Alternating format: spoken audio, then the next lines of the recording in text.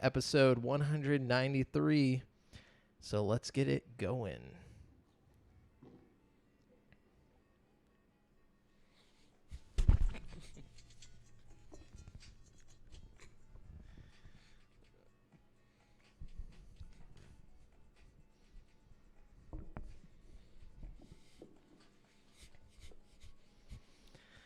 Yo, and hello and welcome to the 193rd episode of GameSpeak Podcast. New episodes go up for free feed subscribers every Wednesday in audio format on Apple Podcasts, Stitcher, Google Play, Spotify, and all of your favorite podcast platforms, as well as in video format on YouTube so you can see us in stunning HD, where we need you to hit that subscribe button and click that notification bell. We are now streaming live every Tuesday at 7:50 p.m. CST on twitch.tv/GameSpeak Podcast if you want to catch the show live as it happens before anyone else.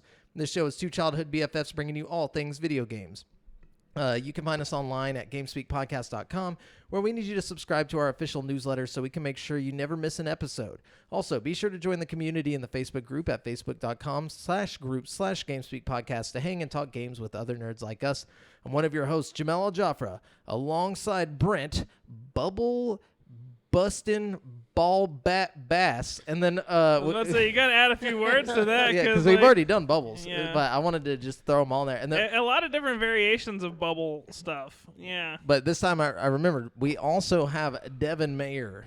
I'm flattered. I'm so flattered. Devin doesn't get a crazy nickname. Devin, get back in the cage. Devin's not Devin must have mayor or something over there. Hey, you know, I'm just kidding. You definitely are must have, but you just don't get a nickname yet. Yeah, you don't. Well, it's not even yet. You're just not gonna get a nickname. But be grateful, because most of the time it's really hurtful. It's like Brent, big stupid dipshit Bass or something. Just straight you up know what I mean? offensive. Brent bastard Bass. So Brent bullshit ass you're Bass. not getting like berated every day. You know what I mean? Yeah. Look, I do it out of the kindness of my heart. it's a love thing. I'm just glad to be remembered this time. Who's that talking? No, just Did you I'll hear get back to something? work. Did you hear a voice? Yeah. No, but Devin Mayer. Okay, Yeah, we got Devin Devin in Mayer's the house on the sticks. nickname is the Jamie of GameSpeak Podcast. Yeah. Devin Mayer. Devin the Jamie Mayer. Yeah, the Jamie Mayer. That I sounds like that. crazy. Wow, that's sick. So, what have you been up to this week, Brent? And, a lot of my week has just been doing Thanksgiving stuff with the fam. Already? Know? Well, yeah, we did it early because my sister's got her own little family going on over there. And, Traitor. No, I don't think that might not be why we did it early, but we did it a little early so it wouldn't conflict with anybody's plans. Yeah, of course. And we all went out to my parents' property and chilled out there and hung out in the hot tub.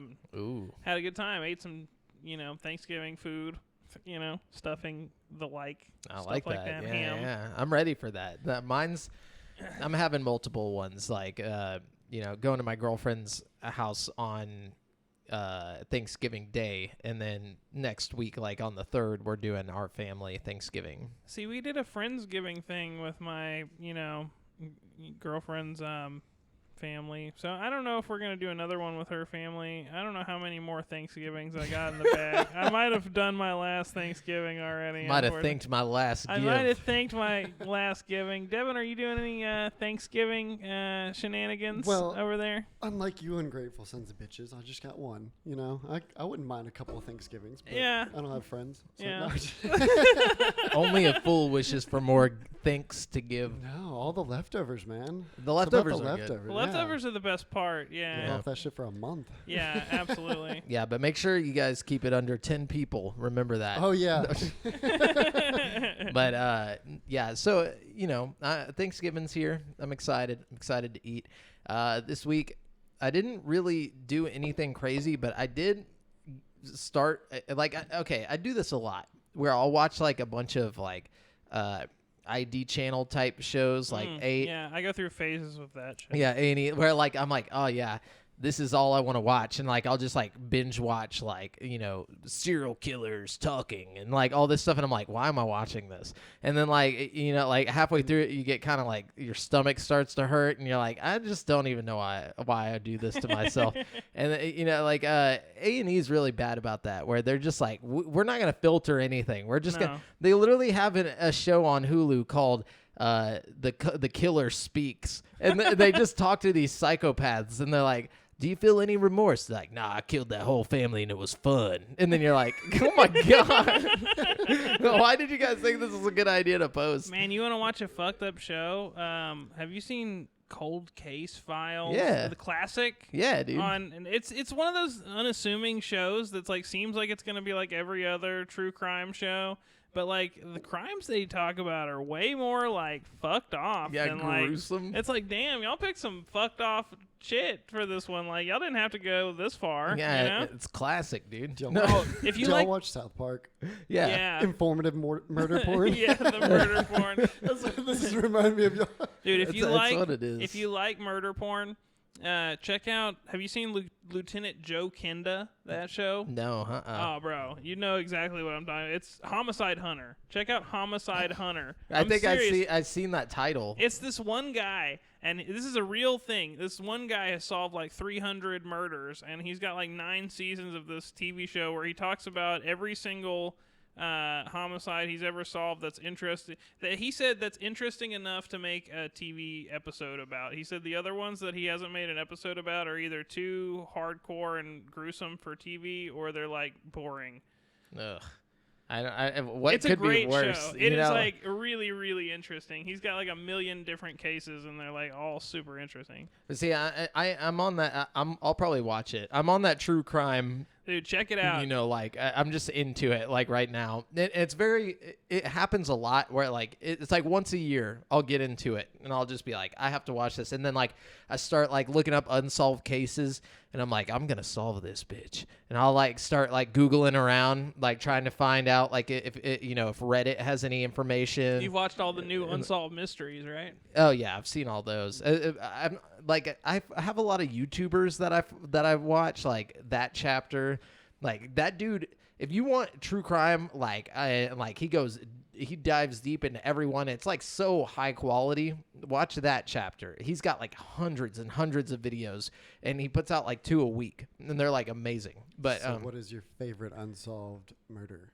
my favorite, I wouldn't call any of them favorite, Well, I but mean, like what the most Like, interesting most one? One that like I find really interesting is the Delphi murders, or like the disappearance of the Delphi girls. There's like these 2 girls were walking down like a train track in Delphi. I forget where Delphi is at, but anyway, so like they have like a audio clip of the guy that they believe is the killer, because the little girl turned her cell phone recording on. And so the only part of the recording that they released, that the police released, is like this little clip of him, and he says down the hill. He's like down the hill, and like that's all they have, or that they've shown to the public. And so there's more to the there's tape. more to the tape Ooh, that the that's police fucked haven't up. shown, and they like at the beginning of this year they were like, we believe we're going to catch them soon. And this has been going on for like several years that they've been looking for this killer, and so it's very interesting to me. Like I don't know why. I think it's mainly because it's unsolved, and it feels like they have an audio clip of this guy. They have a blurry picture of him that the girls took, because this train track is isolated. You know, they're like 12 and 13 or so, and it's a very isolated area, and their parents were going to come pick them up later, and so this guy was just out there, and they took a picture of him, obviously because they thought like something's weird about this guy, and like so it's kind of blurry, and he's like walking, he's got like a hood on, and like also it's really creepy. It's almost like creepypasta level creepy, but it makes you want to solve it, makes you want to figure out who this dude is. But anyways, yeah. So the murders of Abigail Williams and Liberty German. That's the girls. If you're interested in true crime and you want to help solve the mystery, maybe you have some information, you know, that they don't have. Maybe you are the killer. And you just want to turn yourself in, you know? Yeah, please do. If you are the killer, please turn yourself in. If you know any information, look it up. But anyways, GameSpeak podcast helps solve a murder. dude, that'd be the dopest thing ever if we could do that. So JAMAL, Yeah. taking a hard left turn out of the murder zone. Oh man, no, I'm just kidding. You spent a week now with your Xbox. Oh yeah, my yes. Series X. What do you think? Do we have have you had enough time with it to really decide if it's worth it or dope enough? It's definitely dope. It's funny though because there's like this meme where it shows like the guy. He's like, I just upgraded my PC, and he's like, and like the guy's like, well, what are you gonna do with it? And he's like, I'm gonna play older games faster. Yeah. And it's like that's basically what I'm doing with my Series X right now. I got Burnout Paradise because on Game Pass all the EA Play stuff is on there, so I've just been playing the shit out of Burnout Paradise, and I'm really hoping Warzone. they upgrade Fallen or Jedi Fallen Order. I think that's the one. Oh, yeah. One of the like games that could really benefit from like a next gen boost. that you would know be what I nice, mean? but I'm not gonna play through that again. But you know, like Squadrons is on there. Like there's a bunch of cool stuff. But playing Warzone in 4K 60 frames is pretty, very pretty. Dope. Yeah, so I'm enjoying it. I love having the quick resume and all that stuff. So I'll jump between like Burnout and Warzone. And, like there's I'll talk more about what games I've been playing Yeah. whenever we get you notice further. the loading times and stuff? Oh Pretty- yeah, so fast. So fast. So fast. Yeah, man, I'm ready for freaking Cyberpunk. That's what I'm ready for. Oh man, yeah. I Yeah. think the whole world is. Yeah. But I guess let's jump into the gaming news. Let's go ahead and get to the stuff that the gamers care about. They don't care about our murder mysteries. Not at all. Oh, sorry, guys. Just so you know, I'm like over here drinking a bang. And just so you guys know, we are using articles from gaming news sites from around the web, and we do not claim any of the articles as our own. We are simply bringing them to one place, giving you guys the news. Do you want me to start? You want to start? Because we got some big news that I think should be the first thing. I Yeah, don't know. why don't you kick it off with the Okay. big news? Because my shit is not that big. Okay, Joe Scrabbles at IGN says, Joe Scrabble. Sorry, not trying to be a the hater. guy's like, don't ever use my news again. Hitman developer IO Interactive has announced Project 007. Yes. A new James Bond game. Announced in a teaser trailer, IO describes the game as a, quote, wholly original Bond story in which players will step into the shoes of the world's favorite, or they put into the shoes of the world's favorite secret agent to earn their 00 status in the very first Bond origin story.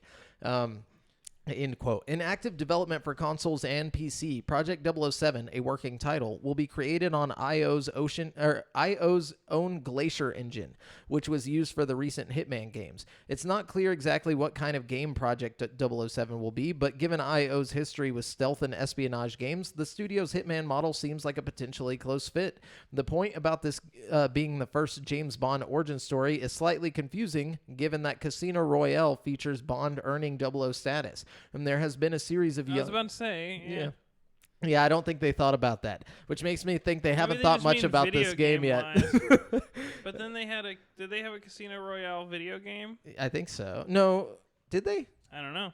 Yeah, I know they had Devin a checked Quantum that of out. Solstice video game. Yeah, they had a Quantum of Solace. Quantum of Solace. Yeah, whatever. You know what I'm talking about, though. I think they might have incorporated some casino. No. Yeah, there was no Casino Royale game. So maybe they just mean from a video game standpoint, you know? Yeah, but that makes sense.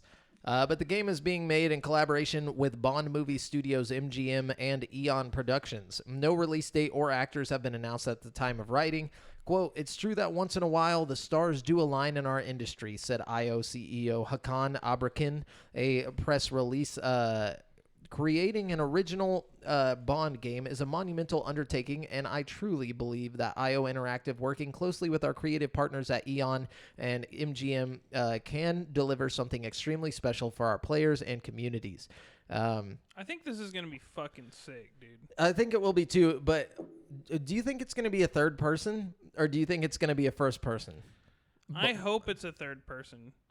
I hope that it's like fucking basically Hitman Absolution, but fucking with Super James spy Bond. gadgets and stuff. Yeah. Like, I that's don't what I know. want. I think that would be kind of lame if it was just a Hitman with a coat of paint on it. You know, I don't want it. I mean, like, not literally. Like, obviously, I want it to be a little different. But see, that's the thing. The most recent Hitman games have had this, like, disjointed feel. Episodic, Like every like- level is, like, its own, like, game almost. Yeah. You know what I mean? And I like that. I really think that's what makes the new Hitman games kind of have their own identity. But that's why I say go back to Absolution, because it retains that same kind of gameplay feel from the modern Hitman games, but with a continuous. But it's got thing. like a more fluid story vibe and more cutscenes and stuff like that. You know what I mean? Yeah. I think it could be really cool. And obviously, you're going to James Bond it up. You know what I mean? I think the cool thing about IO is they understand a lot of what makes Hitman so cool is like walking around your enemies without, like casually.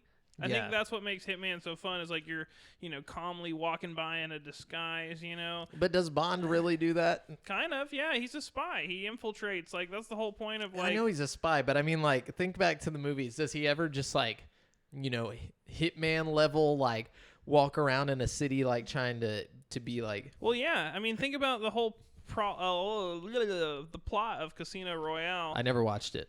Well, shit, what are you...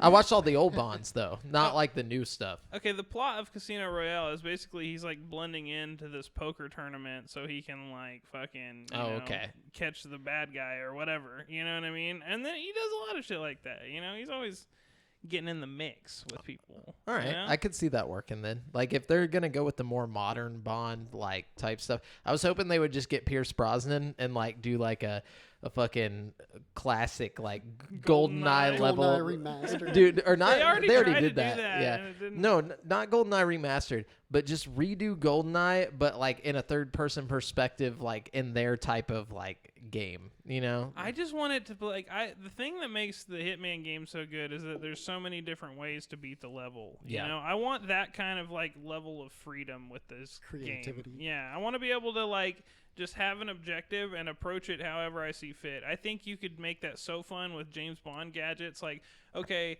I can either dress up like a fucking hazmat guy and walk through the front, or I can use my laser watch to, like, cut through the ceiling, or I can, something like that. It would be tight. Or you crawl through the vents, James Bond style. James Bond's always crawling through vents, dude. Yeah. You know what I'm saying? Hide in bathroom stalls. Yes, dude. Classic. Karate chop everybody on the net. Yeah, you got to judo chop people. I hope that's like an actual thing. It's like the judo chop. Yeah, if you're not judo chopping, then the game just might as well not even happen. But yeah, so that's very interesting news. What do you got, Brent? Okay, I'll lay it on you. Let's see.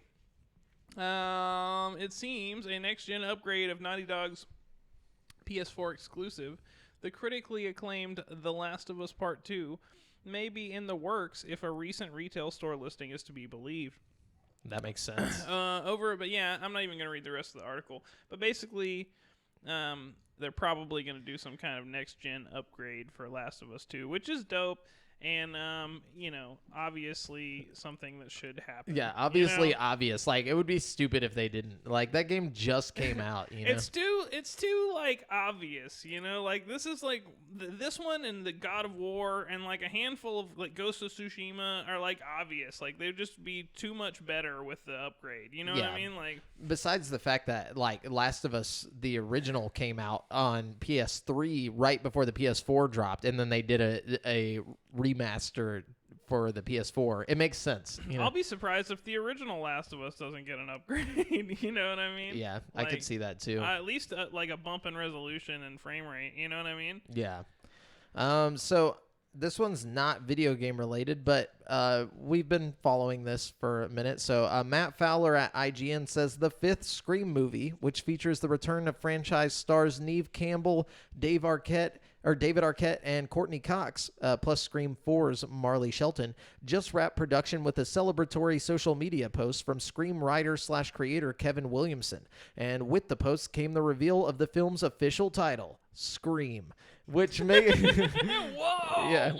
sense given that the movie's meant to serve as both a sequel and a reboot designed to deliver thrills to both old and new fans alike. We're rebooting Scream now? Apparently. We're rebooting everything. Yeah. Unacceptable. Yeah, I feel like it's going to get rebooted like 4 times. If you reboot Scream, you better make it scary as fuck, Like, that's the thing about Scream. It's like, it's so campy and shit. Like, you should really, like, just take it to the next level and make it horrifying. Nah, I like it campy. I like it. It's basically Scooby-Doo rated R. Like, that's what I like about it. It's like... I want Scream, but made into, like, The Strangers. You know what I mean? That would be horrifying. I want Scream where he's just like terrorizing like this like couple all night, and it's fucking horrifying. But they're not even really rebooting it. If you have all the original characters, is it a reboot? It's like it's just the same movie. Yeah, what the fuck? It's a reboot, but everybody's old. But yeah, it's all the same old people, and all the shit that happened before still happened. You know, like it's not a reboot. But we also got a release date with it. Apparently, it will be in theaters on January 14th, 2022. 2022. Jesus Christ! Yeah, isn't it finished? That's what I'm saying. I It just wrapped. The whole point. Yeah. Like, we just finished it. We'll see you 2 years from now. You know, whatever. Oh, Or it's a whole year from now, not 2 years. But anyways, what you got, Brent? You got any exciting news over there? I don't know about exciting news, but Madden NFL 21 is. Hang on, let's see. They're getting an upgrade for PS5 Series X. So. Oh God, Yeah. these. It's like these are obvious things, but though. apparently it's like a crazy upgrade, though. Like the ball's gonna look a little bit more realistic and shit. No, they're like, saying they're using like double the pixels. I'm not gonna read the whole fucking thing because it's Madden, but just know that if you're playing Madden on the next gen systems, it's pretty much gonna be like the most intense, realistic football shit you've ever seen. Also, if you're playing on PS5, I think they're utilizing the triggers or whatever, so you can like feel the game. I don't know. I can feel the game, dude. Feel your leg the break. game, Yeah, you know? like you could, like I don't know. That's just weird. But Your Achilles tear. oh God, Adam Bankhurst at IGN says Sony Interactive Entertainment president and CEO Jim Ryan has reassured fans that although some of PlayStation 5's biggest upcoming exclusives will also appear on PS4, the PS5 versions will be, quote, built from the ground up to take advantage of the new hardware. Which, hold on, I gotta stop him right there. That's a fucking lie. You can't build it. Okay, you can't have a game for PS4 that's built for the PS5. That just doesn't make sense. But see, that's the problem. They have to, because like I saw this other article that I didn't write down, but it's basically the developers are saying like the reason why Squadrons on Xbox Series X is getting like 120 frames per second update and PS5 is only getting a 60 frames per second update is because the PS4 games can't go to 120 frames per second just because of the way the backwards compatibility architecture is or something on PS5. So like they literally just can't do it. It's like there's so many developers that want to do it but just can't. You know what I mean? Well, no, but that's what I'm saying. And also Sony, like, okay, so Jim Ryan's sitting here trying to say like, oh, well, it's not going to affect how, like, next level the PS5 games are. And it's like, yes, it is. Yes, it is. If you're telling people, and I don't have a problem with this because Xbox is doing the same, but Xbox was honest about it in the very beginning. Like, they were like, yeah, we're going to put shit on Xbox One and Xbox Series X. PlayStation was like, no, there's going to be a generational gap. He's like, we believe in generations. And now they're like telling us that they're going to be putting out PS4 games for the next 3 years. Like, they did say that.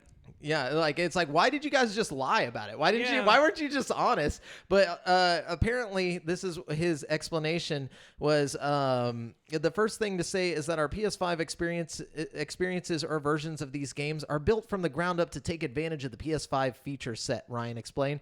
So I think offering a PS5 version of these games for the PS5 community and then a PS4 version of these games to the PS4 community, I don't see what's wrong with that. Well, you lied. That's what's wrong with it. Well, some of these games are PS5 exclusive, like Demon Souls. There's not a PS4. But Demon Souls is a remake of a PS3 game. Yeah, I know, but you're not going to get the Demon Souls remake on but that's the anything only other one. than PS5. You know what I'm saying? That's the only one. And also, so we know for a fact there's going to be a PS4 version of.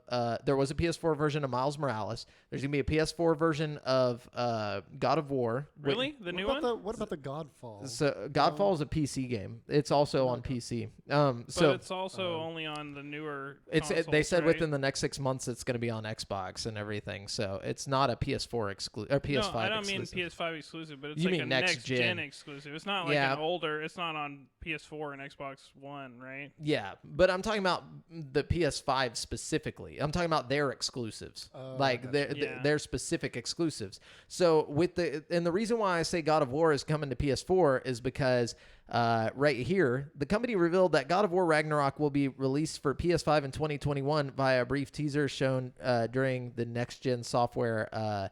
But there was... Hold on, where was it? Apparently, there was like a talk with the guy who... he's like one of the head guys at Sony. And he said... I'll find it later, but basically what he said, they asked him, they were like, so will God of War come to PS4 as well? And he was like, no comment. Like, he just straight up was like, no comment.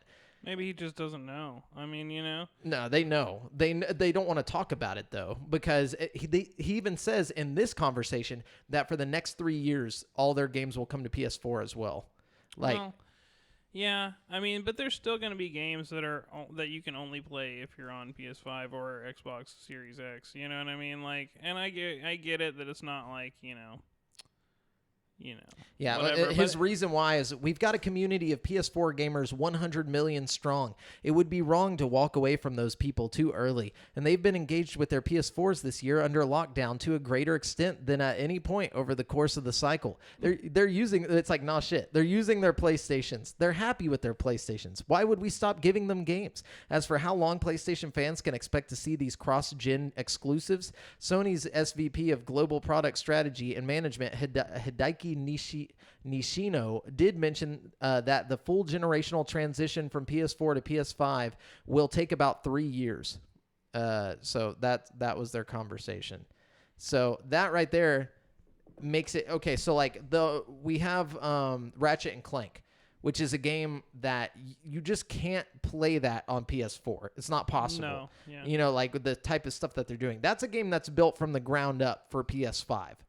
You know what I'm saying? Same with Demon Souls. I think we're going to see more of that. You know what I mean? Like, and I don't think they mean every single game is going to come to PS4 in the next 3 years. You know what I mean? Like, there's definitely going to be some sort of PlayStation exclusive geared, exclusively towards the PS5. We know Horizon Zero Dawn 2 will also be on PS4. Yeah, but see, that doesn't surprise me. And neither does the God of War, even though I feel like God of War should take full advantage of, because I feel like a lot of the things I saw with Cory Barlog were him just talking about how he tried to work around the original limitations of the PS4. Yeah. You know what I mean? It's like, I don't want a game that's like constricted by the PS4 again, even though it's one of maybe the best game I've ever played. Yeah. You know what I mean? I feel like if you take the leash off, the reins off, that's the whole point. That's why the next God of War game is going to be so sick, in theory.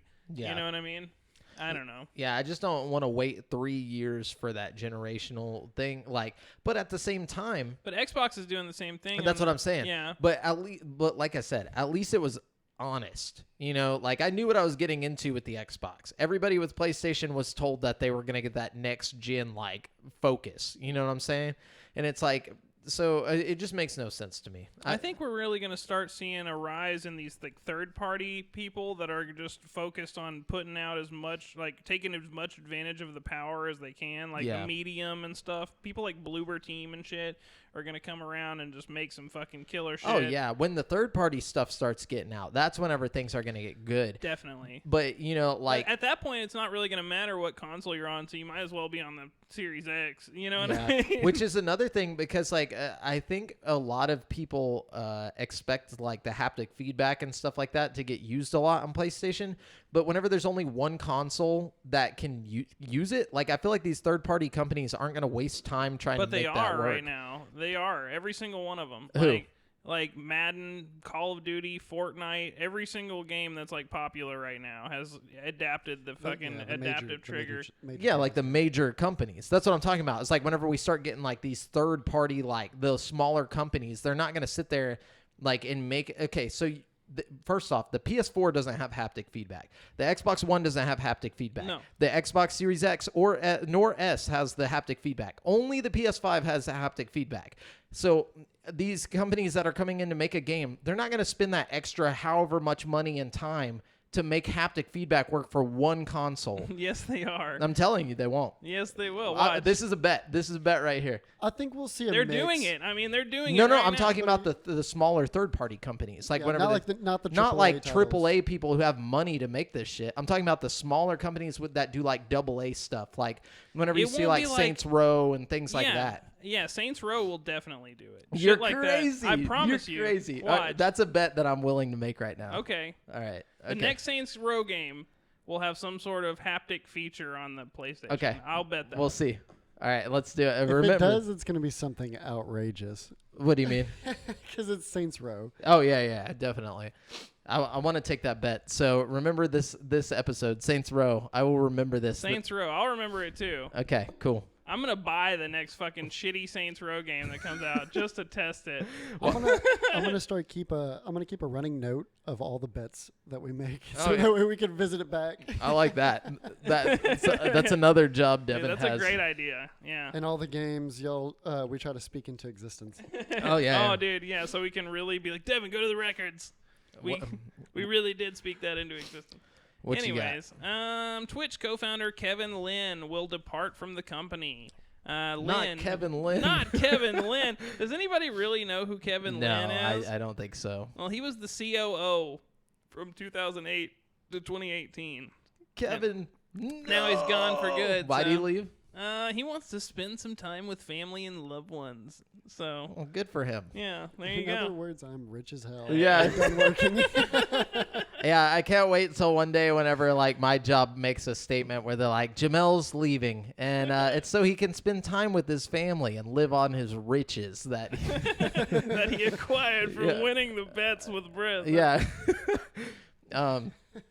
Yeah, I think that bet instead of a financial, like, oh man, you know what I just realized? Like our background Been off center. yeah, has been like untransitioned this whole time. So if you're watching the video, it's still HD. It's just our background looks dumb now. Or now it looks good, but it did look dumb till now. I was going to say let's make that bet about like food or something. Yeah, you I'm know? cool with that. I'll buy you a taco dinner, dude. And then I'll buy you a taco. yeah, it's a taco dinner bet. Taco dinner bet. Yeah, we'll see how good this haptic feedback is. See, I think you messed up though, because Saints Row is like, as a series, is notoriously good about utilizing the peripherals of like their given platform. Like the Switch version has like the gyroscope aiming and stuff. You know what I mean? I'm Yeah, telling but that you, was bro, like a remaster, telling like you, bro, for the Switch. just wait, bro. Yeah, we'll see how it goes.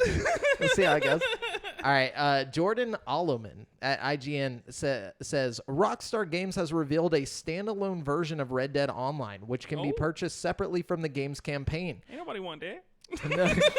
Can we get a campaign away from the online? Yeah, you can buy the worst part. No, but as of December 1st, players will be able to purchase Red Dead Online on the PlayStation Store, Microsoft Store, Rockstar Games Launcher, Epic Games Store, and Steam. The game will cost $4.99 at Oh, that's launch. a bet, actually. Yeah, as part of an introductory offer, which is 75% of the game's retail price. This offer will last until February 15th, 2021. Of course, you'll need PlayStation Plus or Xbox Live Gold to engage with the game's multiplayer features, as well as the last-gen console's Red Dead Redemption 2 is already available on... Wait, what? As well as the last-gen consoles, Red Dead Redemption 2 is already available on... Wow, they did not like What are they proofread this. trying I to don't say? know. Red Dead Online will be playable on next-gen consoles via backwards compatibility and take up 123 gigabytes of hard drive space. The standalone package will also give players the option to upgrade and purchase Red Dead Redemption 2's story mode at an additional cost. To coincide with the standalone launch of Red Dead Online, the bounty hunter role is being expanded with an extra 10 ranks added to the role, as well as new legendary bounties.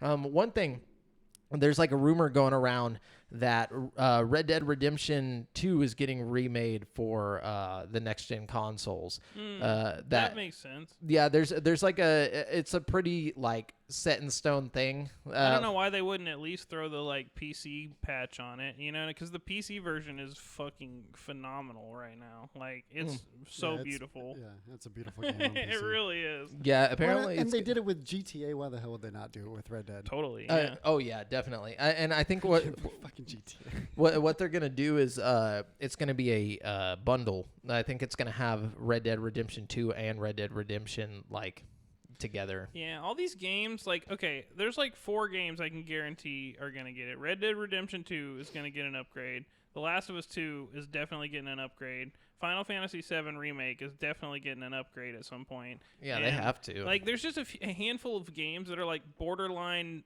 like, perfect as far as graphics goes. And like, if they just push it to the next level with the next gen, it'll be like extra good. I don't know. Yeah. Also, Rainbow Six Siege is getting one, just so everybody knows. Rainbow Six Siege has really done well on their promise to like make that game last a long time. When that game came out, they're like, "We're gonna make this game last for 8 years," and everybody's like, "You're fucking crazy," Yeah, and apparently, it's gonna have 120 frames and whatnot for console whenever it updates. So, anyways, what you got? Okay, let's see what we got here. Square Enix has announced the sequel to the cult hit The World Ends With You. Oh, yeah. Simply titled Neo, The World Ends With You. The game is coming to the Nintendo Switch and PS4 next summer. The debut trailer shows off the art style and combat and introduces some of the key characters. The dialogue is all delivered in Japanese. The first, The World Ends With You, and this one canonically take place in Shibuya, but it provides a pretty good look at the game's tone and style. The new game looks stylish like the first game, but now it's all in 3D with a distinctly Jet Set Radio look. The combat also appears to have been given an overhaul. So the original game was like a big deal. Yeah, it was a cult classic. A lot of people love it. It looks like a lot of people are saying it looks like a Persona game, like the remake. Yeah, whatever this is the sequel. Or the sequel. I'm sorry. Yeah, with a different like look to it. But apparently, like a lot of people were like, "Oh, this game, this game's a ripoff of Persona," and everyone was like, "This game came out before Persona 5, before Persona 4 even." Well, Persona 3 is an old ass game. No, everybody was saying it looked like Persona 4 and Persona 5. Like it looks like Persona 5 to me. Persona 4 has its own thing going on. This looks just like looking at the picture that we're looking at right here. It looks like Persona 5 to me. Yeah, I could see that. Well, they were talking about the story. Like, the story? Yeah, and I was like, well, either way, it's a continuation of a story that's already been going on. I feel like if you're a fan of like Persona or whatever, you probably should just be happy that there's more stuff out there like it. You know what I mean? I don't know. Yeah, you know how the internet is. People just want to be mad. They do. This is some crazy news. Joe Screbbles at IGN says head of Xbox Phil Spencer says he thinks Xbox will release a smart TV app used to play games with no console required, quote, in the next 12 months, end quote. In an interview with The Verge's Decoder podcast, Spencer was asked what was stopping Microsoft from releasing Xbox as an app for smart TVs that meet a minimum hardware specification. The answer, it seems, is nothing. Quote, I think you're going to see that in the next 12 months, replied Spencer.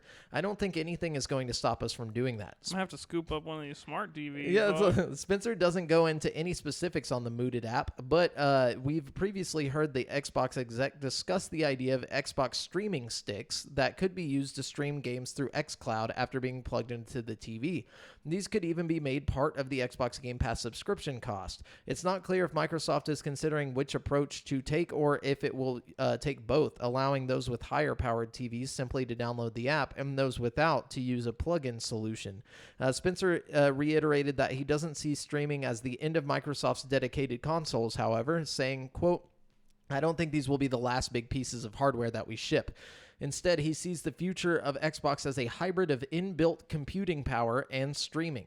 Quote, when we think about xCloud, which is our version of Google Stadia or Amazon Luna, I think what it needs to evolve to are games that are actually run between a hybrid environment of the cloud and the local compute capability, and that they can actually take full advantage of the cloud that's there and that's available, but also full advantage of my edge compute capability that I have in my home and the console. It's really a hybrid between both of those. He later continued, I don't think the outcome is by definition going to be everything becomes terminal server in my home and all my games are just running completely in the cloud. When we think about the evolution of our game platform, it's really more, basically he just keeps saying a hybrid. So like he literally said that like 4 different times in like the same exact way. But I think it's interesting that you're going to be able to get an app and like basically it'll just be xCloud.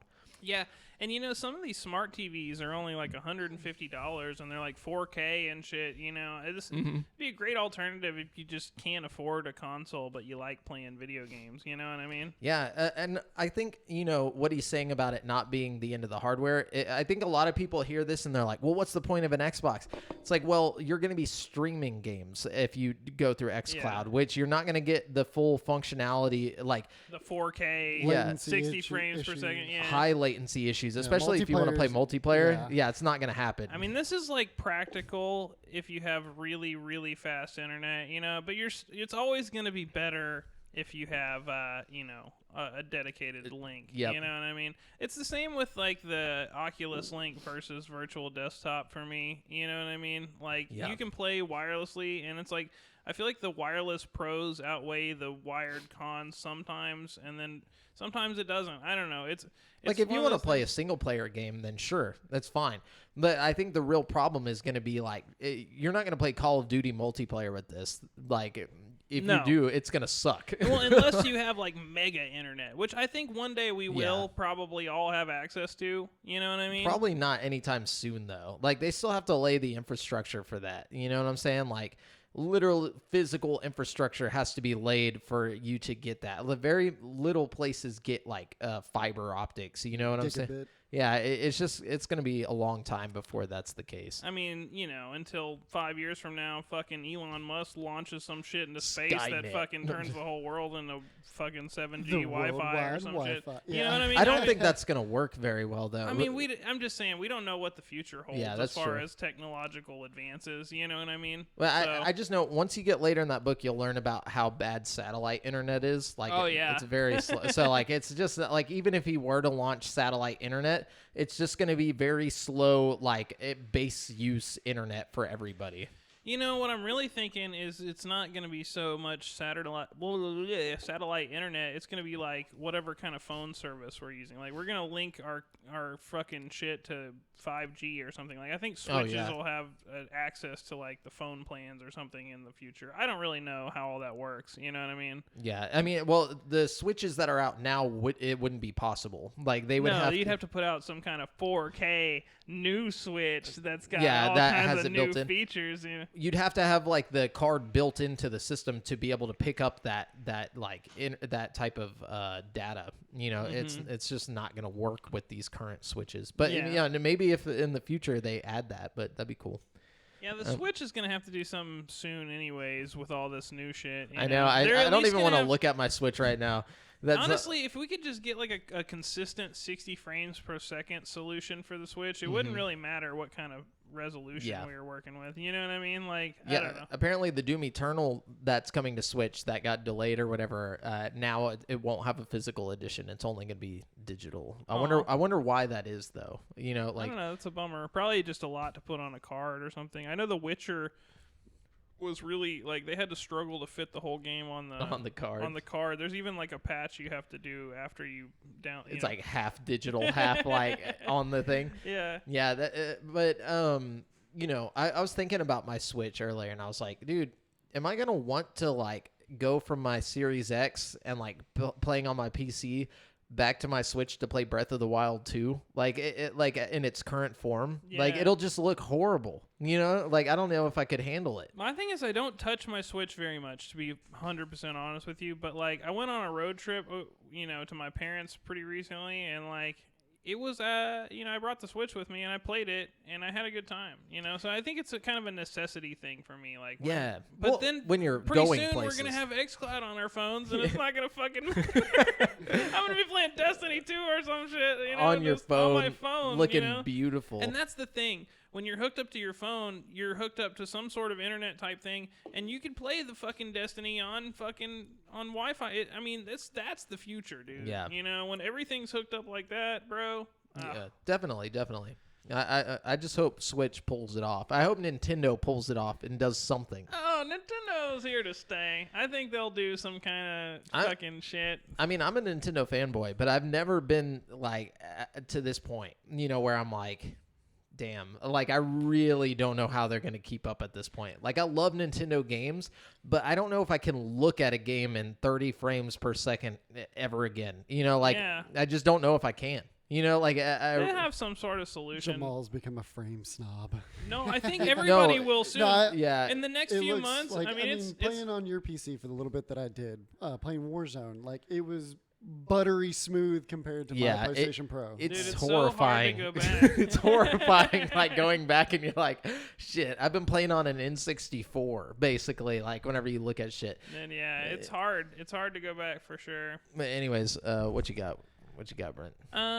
Even though it might be just as difficult to find stock, AMD's new RX 6800 and RX 6800 XT graphics cards offer excuse me.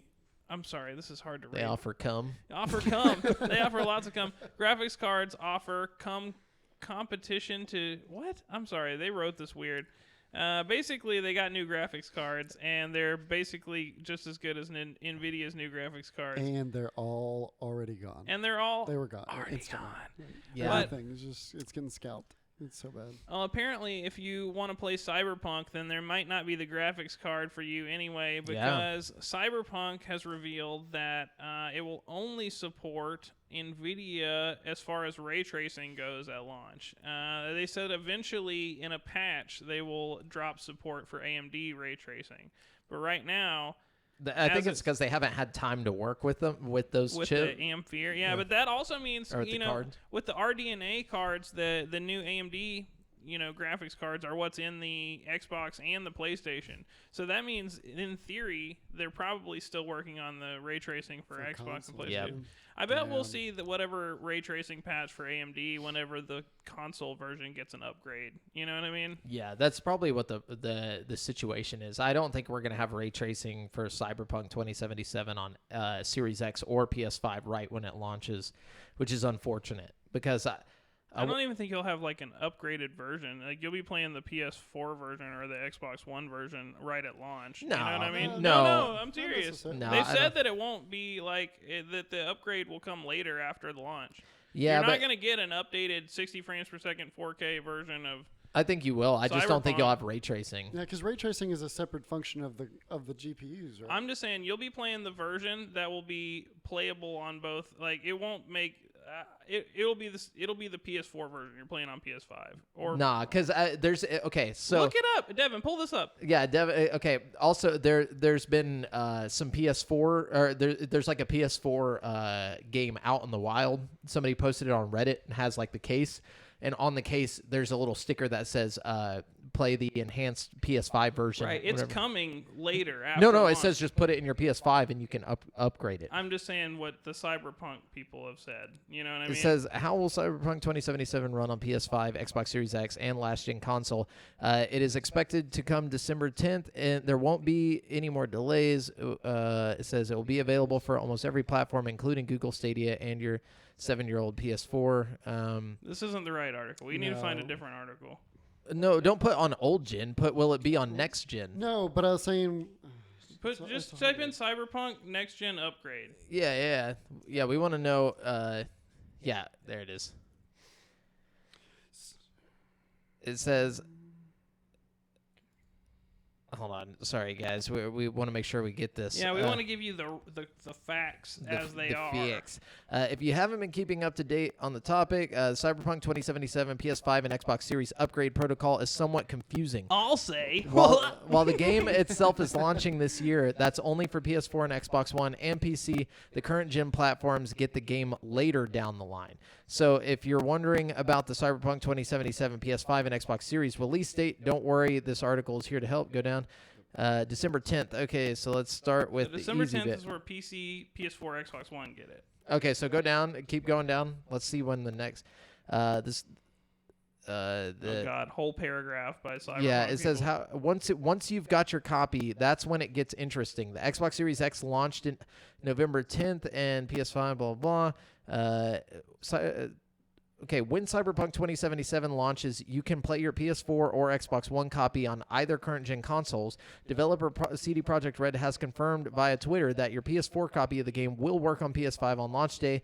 Anyone who buys the game on Xbox One will be able to play it on Series X. Keep going down. When originally confirming the Series X upgrade, CD Projekt Red said that gamers should never be forced to purchase the same. Okay, we get that. Yeah. How is it going to play, though? Yeah, go down. Eventually, they're going to upgrade it for... It says the real Cyberpunk 2077 PS5 and Xbox Series upgrade will arrive at some point in the future. Wow. Yeah, that's what I'm saying. So you're not getting the full experience right at launch. Only way to play the real next-gen Cyberpunk is on PC with an NVIDIA card. Yes. NVIDIA. Damn. This is trash, dude. Yeah, I'm actually pretty but pissed you will about that. still get it eventually. Like if you buy the I don't game, give a fuck. Like what? You might as well wait though. You know, like that's just how I feel. But that's just how I feel. But I mean, if you wait, all the spoilers are gonna come around. Yeah, all People the are spoilers. It's posting like so much about it. Like I don't care to play through the game and then go back and see it in ray tracing beauty. Like like I want to play through it with my first experience And it's being full glory. You know? Yeah, like what the fuck are they thinking? I'm Like, so glad I just ordered a 2060 computer or dude, PC. like even that's going to be a handful for. Yeah, I mean it's gonna be like 15 dude, the frames, recommended but I'll shit take is it. nah. You'll be if you play it on like it depends on your settings, but like for the like recommended ray tracing settings, they're like 3080, 30. It's like oh god, dude, I don't know. Two 3090s. Right, strapped together. God, that's so ridiculous. I'm actually really upset about that. I'm probably not gonna buy it right away then. Like Yeah, I was I'd gonna wait get for it on the December upgrade, 10th. Yeah. What the fuck, dude? And they haven't even really been talking about that. I feel like that should be front page news. Dude, yeah, for real. Like all these people are gonna buy it for their next gen consoles and not And be realize. like, well, this is trash, bro. Yeah, it's like Warzone looks so much better. it's like this looks good, but not good enough. You know, Yeah. like for next gen. Okay, wow. That's kind of shady. That's a really little shady. weird, yeah, for sure. I mean, obviously they're gonna avoid the subject though until it gets put on blast when people really find out. Again, and also with no release date for the upgrade, like In the future. in the future, what does that mean? That could be Yeah. 2 years from That now. could be- Especially with how the initial release has been going. Yeah. Like, My thing is, we already have like a Holy dope shit. PC version that we've seen video from. It's like you can't just put that on the Xbox, you know? You can't find some way to tweak it a little, you know? Yeah, my thing is like, so there's gonna be this beautiful version out there that you could play, or you can just play the shitty last gen version of it. It's like you only got two options, you know. Yeah, Oh wow. that's fucked up. Anyways, PD Onato at IGN says a new Predator movie is reportedly in the works from Dan Trachtenberg, the director of 10 Cloverfield Lane. Director Dan Trachtenberg has confirmed that he's working on a Predator movie, but isn't very happy that the news leaked. Trachtenberg took to Twitter to explain that his Predator project, quote, was meant to be a surprise. Been working on this for almost 4 years now. I'm Damn. very sad that that what we had in store for how you could discover this movie will no longer happen. It's a bummer, but also yay, end quote. Wonder what they had in store for well, how you I could don't- discover this movie. Like, Well, did you ever watch Predator just jumps out of a tree and like, No, did you hear about the new movie? did you watch 10 Cloverfield Lane? Oh yeah, well, yeah, that's the one Wasn't where it- they're under the ground and he's trapped them. Yeah, right? with John Goodman or John whatever. Goodman is Yeah. like the villain, and you don't know it's a Cloverfield movie until the end of the movie. Right, except Yeah. for the fact that it's called 10 Cloverfield Lane. Yeah, I mean it's called 10 Cloverfield Lane, but the whole time there's like no Cloverfield shit happening. Yeah. And then at the end of it, it's like, oh shit, there's Cloverfield. Yeah, in case you didn't get. Yeah, but it was technically the whole time there's nothing really related to Cloverfield. Not even it's like very very minuscule. The very end is basically it. So it's So- probably gonna have like a different title, not anything Yeah, to do that's with what I'm Predator thinking. and shit like that. Yeah, I think they just ruined the entire movie. Is basically what happened. Wait, so is Cloverfield Predator somehow? No, it's made by the same No, guy so though. they were probably gonna do a movie, but not have anything associated with Predator up front, and then you're gonna find you kind out of into the it's movie. yeah, Like Prometheus did with Alien, except for not as. which would be the exact same thing. They're just jacking from Alien. But 10 Cloverfield Lane was actually really fucking good. It was You know, okay. I love that movie, dude. I thought it was amazing. And I think it was a really good premise. Like, the idea of, like, having this whole thing happening to the side of 10 Cloverfield Lane. I mean, to Cloverfield. And I think that's probably what he was planning on doing with this, is, like, calling it something that has nothing to do with Predator. And then you watch it, and then suddenly there's Predator. And you're like, oh, shit. You know what I'm saying? That's what I was That'd be imagining. pretty sweet. Yeah, well, we don't get it now, so. Well, now it's been ruined. But it says this led some, including IGN's own Jesse Skadine, whoever that is, to speculate that perhaps Trachtenberg's project was meant to be revealed as a Predator movie at the very end, not dissimilar to how the director's 10 Cloverfield Lane was initially made as a Cloverfield sequel. Oh, well, they thought the same thing. Okay. I didn't read that article.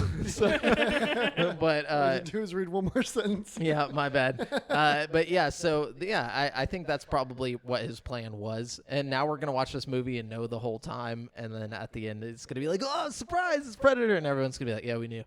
And, so hopefully, he put a lot of effort into making it a good movie. What if it was movie. gonna be a murder mystery? And then movie? they can do pre-Alien versus pre-Predator. You know what I'm saying? Or like no, because it's like Cloverfield Lane was a sequel to Cloverfield. Right. So like it wouldn't be like a prequel thing. They could just do it off to the side. It's like there's guys like eating a picnic while Alien versus Predator is happening. You know, you just kind of see it in the background. And they're like, yeah, we're in that movie. You know what I'm saying? He just finds different ways to put people in the timelines of these like iconic films. Somehow Alien and Predator and Cloverfield are all tied together. Yeah. Freddie and Jason are just sitting there in the sideline too. Like it's like about a guy who's like slowly becoming a child killer, and then at the end you find out he's Freddy. You know what I'm saying? It's like that would be sick. That Somebody would be should tight. do that. Like a we Freddy need a Freddy prequel. Origins movie. Yeah. You know, he could do it. He could do it. There is going to It's be John another, Goodman. Well, there is going to be another Freddy involved movie, and the guy's retaking the role, the same guy. Oh, cool. No. He's going to be in Stranger Things. No, that's what I. Yeah, never mind. Yeah, you're right. That's what I saw. He's going to be Stranger Things season 4. The guy who played Freddy. What if he's still Freddy in that though? That would be fucking hilarious. Anyways, what you got? Speaking of Freddy, the Five Nights at Freddy's movie, based on the series of scary video games, is moving forward with some positive news. Series creator Scott Cawthon, I probably just butchered that, has selected a script for the film, and filming will begin in spring 2021 at Get Out Studio Blumhouse. Writing on Reddit, Cawthon elaborated on a number of different scripts that he considered for the movie, but ultimately backed away from due to their problems. Some of these scripts were written by Cawthon himself, while other unnamed writers submitted scripts too. Additionally, big studios and big directors, which I hear Chris Columbus was one of those, were involved in some of the pitches, but Cawthon shared no names.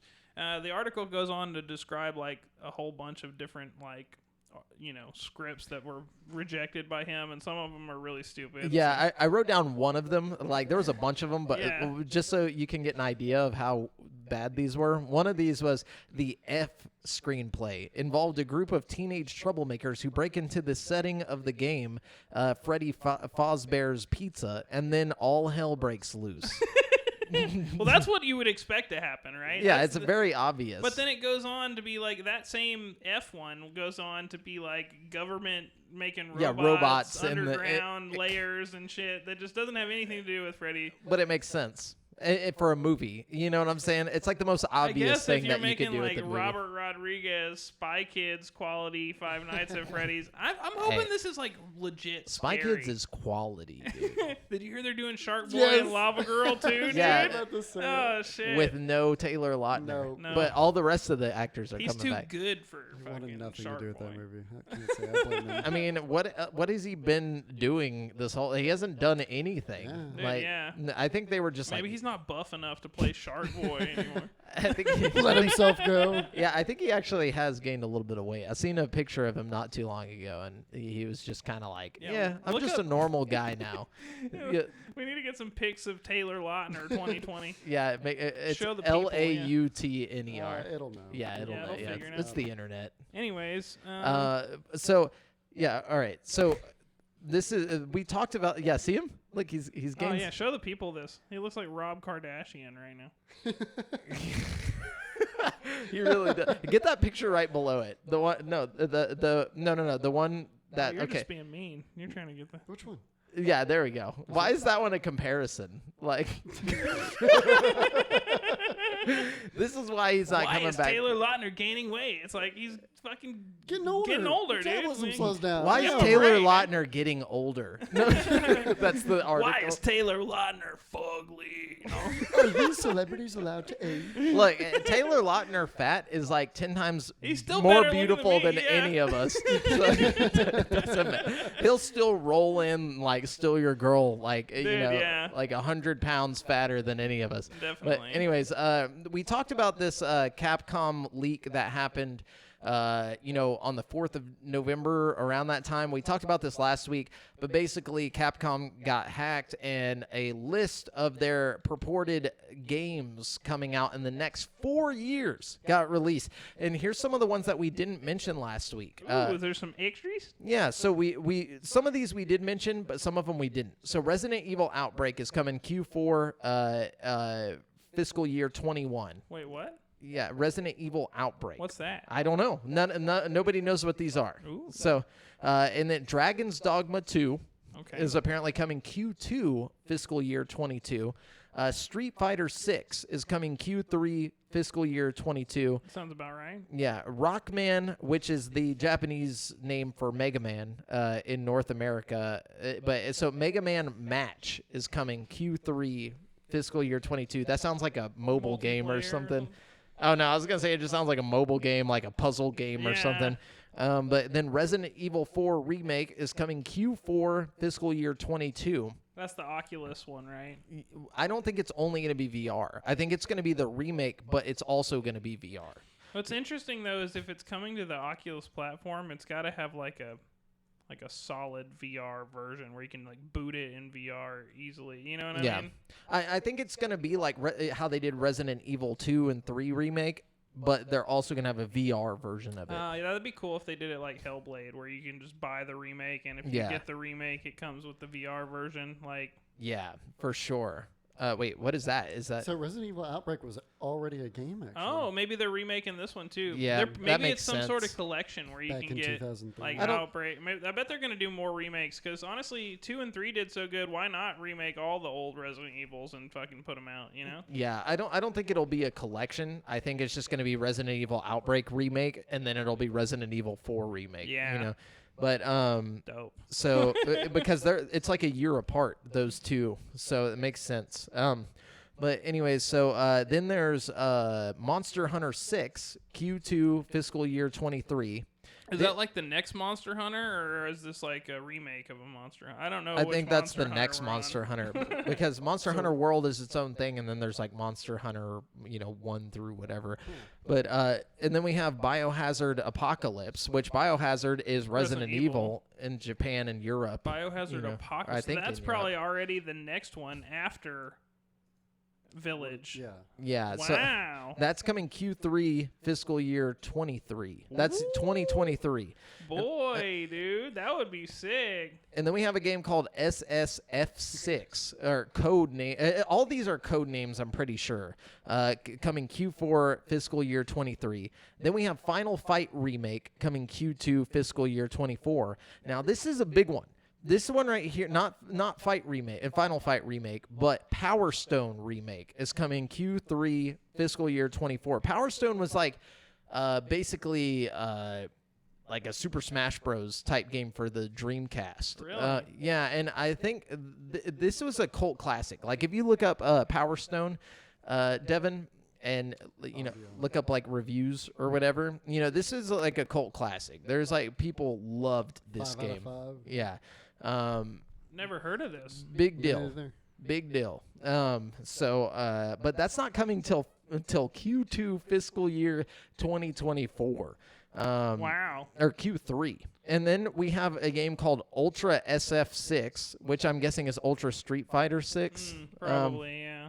Probably yeah. because they already have Street Fighter 6 on the list, right? Yeah. And that's coming Q4 fiscal year 2024. And then we have Resident Evil Hank. Hank? Yeah. Hank. Which for some reason they put likely is Hunk in America. But what does Hunk mean? I think he's a character from Resident Evil 2 that owns a gun shop. I could be wrong. Yeah, that might be what it is. So Resident Evil Hunk is coming Q4 fiscal year 2024. So or no, he's the fucking agent from Resident Evil 2 that you can play as. Oh, okay. So maybe he's getting his own game in 2024. This might be, man. Hang on, what game is he's from? Outbreak also? I don't know. Hold on. This is his fandom. He has a fandom page. It says, is the codename of the Umbrella security service operator who's the leader of the ill-fated Alpha team in the employment of Umbrella. So I don't know which games he's from, but that's who he is. Cool. But yeah, so that's all the games that were, listed. And apparently all these games have been confirmed as real from like some source that IGN had. So cool. That's cool. I can't wait to play Resident Evil 4 in VR. Dude, that's all I care about. Very interesting. Very interesting. I'm ready to see what they do with Power Stone Remake and stuff. But anyways, Brent, what you got? Let's see. Steam's latest client beta update added more support for Sony's new DualSense controller. You could use the DualSense with Steam before this update, but most of its features weren't included when you sync the new controller up with your PC.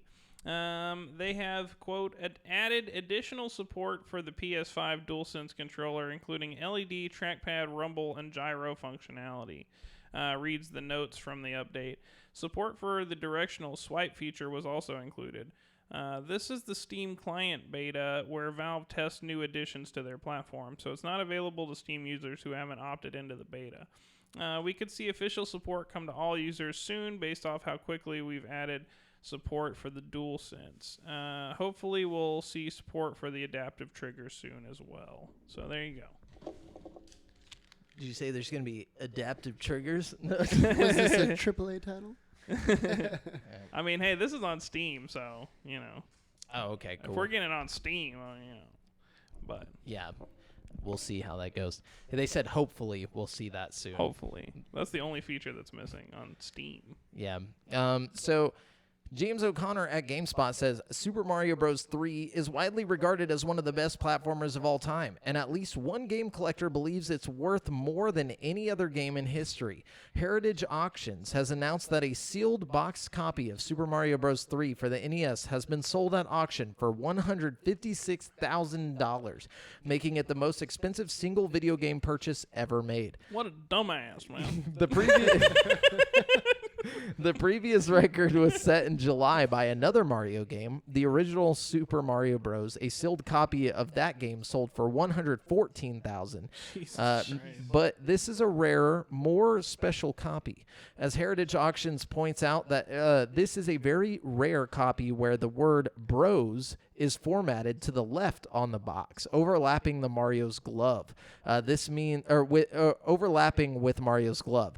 This means that this copy is from the very first production run of Super Mario Bros. 3, making it exceptionally rare. The bidding opened at $62,500 and ended up more than doubling that figure. Bro, Mario's hand better overlap with my dick for that much money. That is insane. Better start, just giving handies left. For real. That makes sense. Okay, so while bidders are anonymous, it's noted that 20 people were involved in bidding for the game. This copy of the game had a WADA 9.2 A+ grade, which means that it's a pristine copy.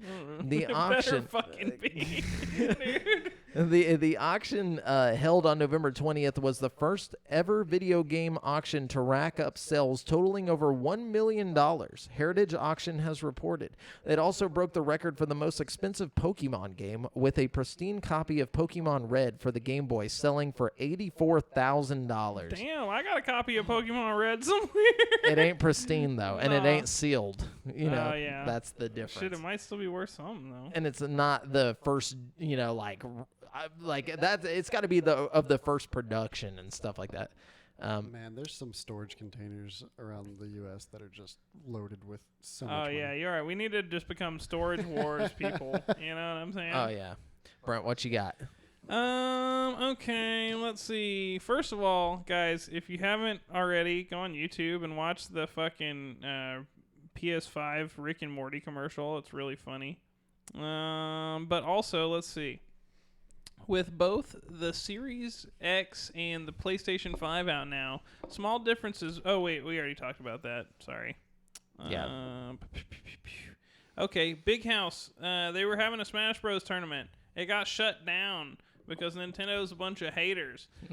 Apparently, they were using a program called Slippy, a mod called Slippy, so they could play multiplayer wirelessly in these trying times. And Nintendo didn't take very kindly to that, and they shut the whole event down. Nintendo's known to be this way. It's not really news, you know? Like, Nintendo is quite stingy with their IP. Yeah. You don't fuck with them. So just know, if you were looking forward to the Big House Smash Bros. Tournament, look forward no more. Look backwards now. But, okay, so Jeremy Winslow at GameSpot says, a CD Projekt Red QA tester has apparently not finished Cyberpunk 2077 after playing for 175 hours on one of his mini playthroughs. Lukazis Babil, the quality assurance lead at CDPR, posted a screenshot on Twitter of his total playtime over the weekend. It's not his playtime from over the weekend, but he posted it over the weekend. That was worded very weirdly. According to the long weekend. like there's 175 hours in the weekend. Warping time and space. Yeah. Cyberpunk. According to the figures shared, Babiel, who started Cyberpunk 2077 as a nomad, has put in a little more than 175 hours and still hasn't seen the credits roll. When asked if he was going for a completionist playthrough, Babiel said he's taking his time looting and seeing everything on the hardest difficulty. Quote, not really. That's just one of my ongoing slow-paced playthroughs on the hardest difficulty where I play more stealthily than usual. Loot everything, use every feature the game has to offer. I take my time, end quote, Babiel said. Why Babiel has played for over 175 hours without finishing the massive open-world action-adventure game, it's not indicative of how long it takes to wrap up the campaign. The studio has previously said Cyberpunk 2077 will be slightly shorter than The Witcher 3, which takes anywhere from 50 hours to 190 hours to finish, according to How Long to Beat. If you beat that in 50 hours, you're just not doing anything in the game. Yeah, like, and if you're taking 190 hours to beat the fucking Witcher, then you got something wrong with you, dude. Doing everything in the game. You're literally really slowly doing everything. You're looking at in the that game. sun for about 4 hours. Sitting there, taking it all in. Yeah. Counting the blades of grass. Yeah. Cyberpunk 2077's map is also supposed to be smaller but more tightly packed than The Witcher 3's. Be careful of spoilers, as physical copies of Cyberpunk 2077 are now out in the wild, even though it might be just as difficult to find stock. Basically, it's that thing Brent talked about where the AMD is not going to be, using the next gen. Anyway. Oh yeah. Okay. Fortnite is adding a video chat feature. I won't go into much detail about that because who cares. But let's see. I'll read the other article. Assassin's Creed Valhalla, the Viking-era open-world action-adventure game, has, quote, sold through more units in its first week than any other entry in the long-running franchise, according to Ubisoft. Valhalla has had the biggest Assassin's Creed game launch in history. The game is also the biggest launch on PC for a Ubisoft game. The game said the company said in a press release that Assassin's Creed Valhalla has become the top-selling Ubisoft PC launch ever. So, yeah. See, I was going to credit that to the console launch, but then you said the PC thing. Yeah. That's crazy. Yeah. And, I think it dropped at the perfect time because with Cyberpunk getting pushed back, it's like people are just itching to play something meaty. You know what I mean? They needed something to take up their time with, like a free roam. It was a good time to drop it, especially with all the new consoles. It's just like a perfect timing on that, in my opinion. Yeah, for sure. Ginny Zhang at GameSpot says Xbox Game Pass is likely the most popular gaming subscription service right now, and all eyes are on Sony's response to it. In a TASS interview, I guess TOS? What is TOS? The ass service section. The ass-sucking service interview. When asked directly on what Sony might have planned in order to compete with Xbox Game Pass, Sony Interactive CEO Jim Ryan stated that there is, quote, news to come, end quote. But Jim Ryan's also known for lying. But so, as we talked about earlier. But Ryan also pointed out that PlayStation does offer a competitor to Xbox Game Pass already. We have PlayStation Now, and that is available in a number of markets, he stated. PlayStation Now is primarily meant for streaming. However, certain games are available for download. Xbox Game Pass games can be played locally or, if on an Android device, via streaming. In the past few years, Sony has already been steadily trying to compete with Xbox Game Pass. In 2019, it cut the monthly price of PlayStation Now from $20 to $10, seemingly in an effort to match Xbox Game Pass's a monthly base price of $10. In 2020, Sony announced PlayStation Plus Collection, a service that gives PS Plus subscribers a selection of big PS4 titles. In a GamesIndustry.biz interview, Ryan stated, quote, the great first-party IPs are all there, the great partner titles, and we'd say that if you are new to PlayStation or if you didn't have a PS4 but are getting a PS5 and you're taking out a PS Plus subscription, you're basically getting PS4 there for the price of the subscription, end quote. Ryan also emphasized that the company will not be emulating certain parts of Xbox Game Pass's strategy. In particular, Ryan disagrees with Microsoft's tactic of releasing new games as soon as they come out on the subscription service. Quote, we are not going to go down the road of putting new release titles into a subscription model. These games cost many millions of dollars, well over $100 million to develop. We just don't see that as sustainable, he commented. So whenever they say that there's going to be a Game Pass competitor, they are lying. There will not be something that comes out and is one-to-one Game Pass, where like Game Pass puts out every first-party game day one on the subscription. Yeah. And I don't imagine, I mean, what are they going to do other than PlayStation Now? I mean, PlayStation Now is a lot like Game Pass. You know what I mean? Yeah. Like, for what it is, you know?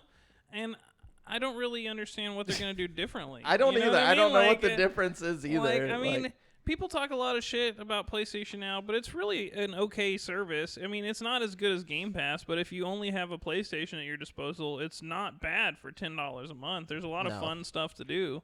You know, but also I don't even know why I don't even understand why Jim Ryan responded to this with saying that, yeah, we're working on a competitor, whenever he literally came right back out immediately to say, like, we already have a competitor. Yeah. It's like, okay, so then what are you talking about? Maybe he means they're going to like upgrade PlayStation Now or replace PlayStation Now with a more streamlined service, because honestly, one of the biggest problems with PlayStation Now versus Xbox Game Pass is you can tell that Xbox Game Pass just has a better UI, it's more user-friendly, it's easier to navigate. Like, all around, it's just a better design. And you know what I mean? it goes PC, you know, it's like PC, Xbox, Android, soon to be iPhone, you know, or like Apple, you know, like. Yeah.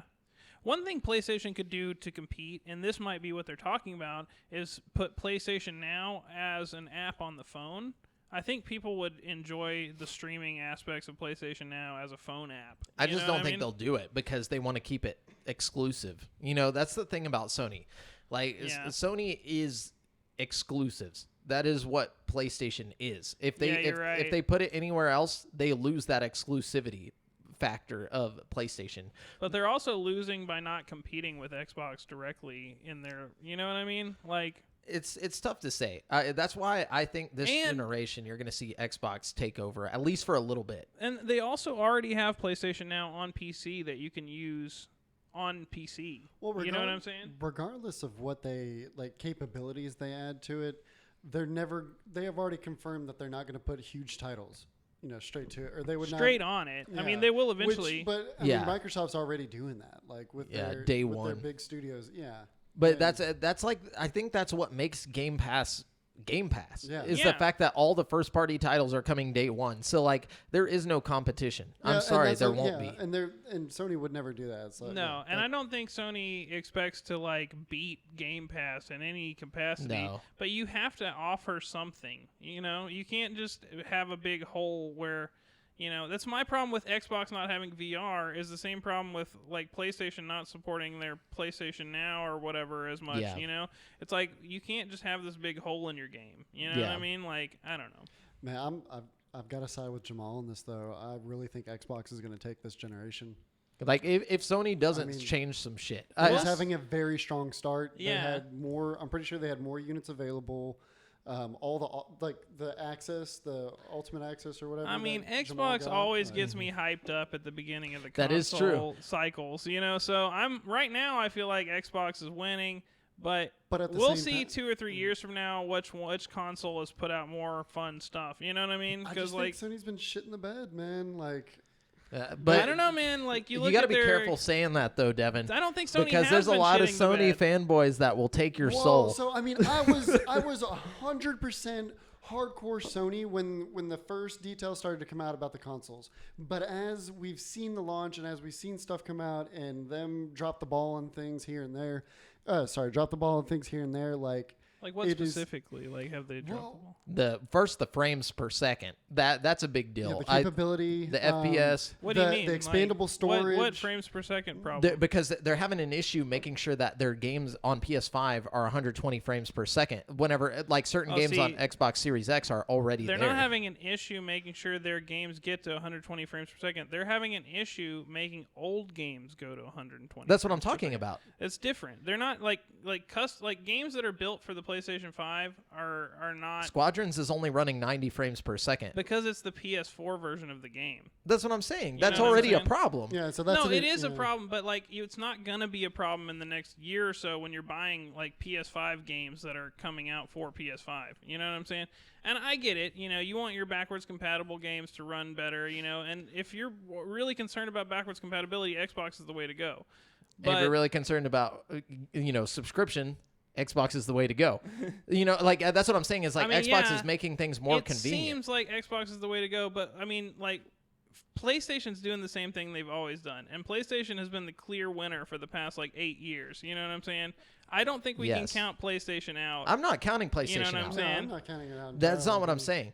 I think that they're not used to competition because Xbox One they literally shit the bed. Xbox One, that whole generation was a shit the bed. Yeah, no doubt. Now, this is different. I think PlayStation is shitting the bed by not taking their competition serious enough. Mm-hmm. Like they're not looking at Xbox and being like, "Oh, they're competition." I think their head got too big with how well they did with PlayStation 4, and I think PS5 is going to suffer for that. And in the way of them not producing enough consoles at the start, two, telling everybody that they were going to have a generational gap, and then reverting back and saying, nah, we were just saying that to talk shit about Xbox. Actually, for about 3 years, we're going to make games for PS4 still. Like that right there was a clear sign that they weren't taking Xbox serious. They were just throwing shit out just to talk shit, and then they do the same thing. You know what I'm saying? I just think that there's a lot of stuff that they weren't paying attention to that now they're going to have to. And then Xbox is also talking about putting their subscription service on TVs as an app. Like all these things that you just don't see coming. Like it's just very, very cool to watch, in my opinion. But also, I mean, just playing the devil's advocate here, look at the games available for both consoles right now. PlayStation has definitely got more next-gen shit available, They do, but they don't. They have 2 games that are next-gen only, and those 2 games are very niche. One is a platformer. The other one is literally Demon's Souls, the most niche game you could think of. Now, I'm talking, it's like seriously, it only came out for PS3. That's a PS3 game that is just being remade for PS5. So like people. Yeah, but like, okay. With PS5, you're going to get like Miles Morales. You're getting Spider-Man. Which is also on PS4. Yeah, but it's also enhanced for PS5. It's also it's a whole PS5 version of the game. Every game. game. It's exclusive to PlayStation is my point. You're not going to play it anywhere other than PlayStation. You know what I'm saying? And you're going to play it the best version of it on PlayStation 5. The best version on PS5, but you could still get it on PS4. Yeah, but and it's even if gonna you be wanted trash, a PS5, you can't get a PS5. Like it's literally impossible to get a PS5 right now. Sony put out a statement either today or yesterday talking about how they are literally out. Yeah, hold on. I even have is Xbox. No, they're not. You can still get Xboxes. You can order an Xbox right now. Yes, you can get them from retailers. You can still put pre-orders in at retail. Yeah, some pre-orders I know for sure went up Sunday. So this is from IGN. I guarantee you can't get an Xbox right now. This is from IGN. Everything is sold. Absolutely everything is sold. I'm spending a lot more time on trying to increase supply to meet that demand. PlayStation CEO Jim Ryan on how PS5 units are completely sold through 2 retailers. They don't have any more to put out at the moment. So okay, well, that's just people buying the shit out of them. I mean, I they guess didn't make enough product. They didn't produce enough. That's the problem. Like they didn't think about how many people are going to want these PS5s. You know, like that. You got to understand, though, they probably did that on purpose. You know, this is all marketing. You know what I'm saying? Artificial demand You is a think real so? thing. Yeah. No, I know absolutely. artificial demand's a real thing. That's a Nintendo-like thing. And I'm not That's saying it's like a good thing for them to do. I'm not saying it's like an ethical business tactic or by any means. But they know what they're doing, and the PlayStation's going to do fine. Like, just watch. No, I think they'll do fine. I never said they wouldn't do fine.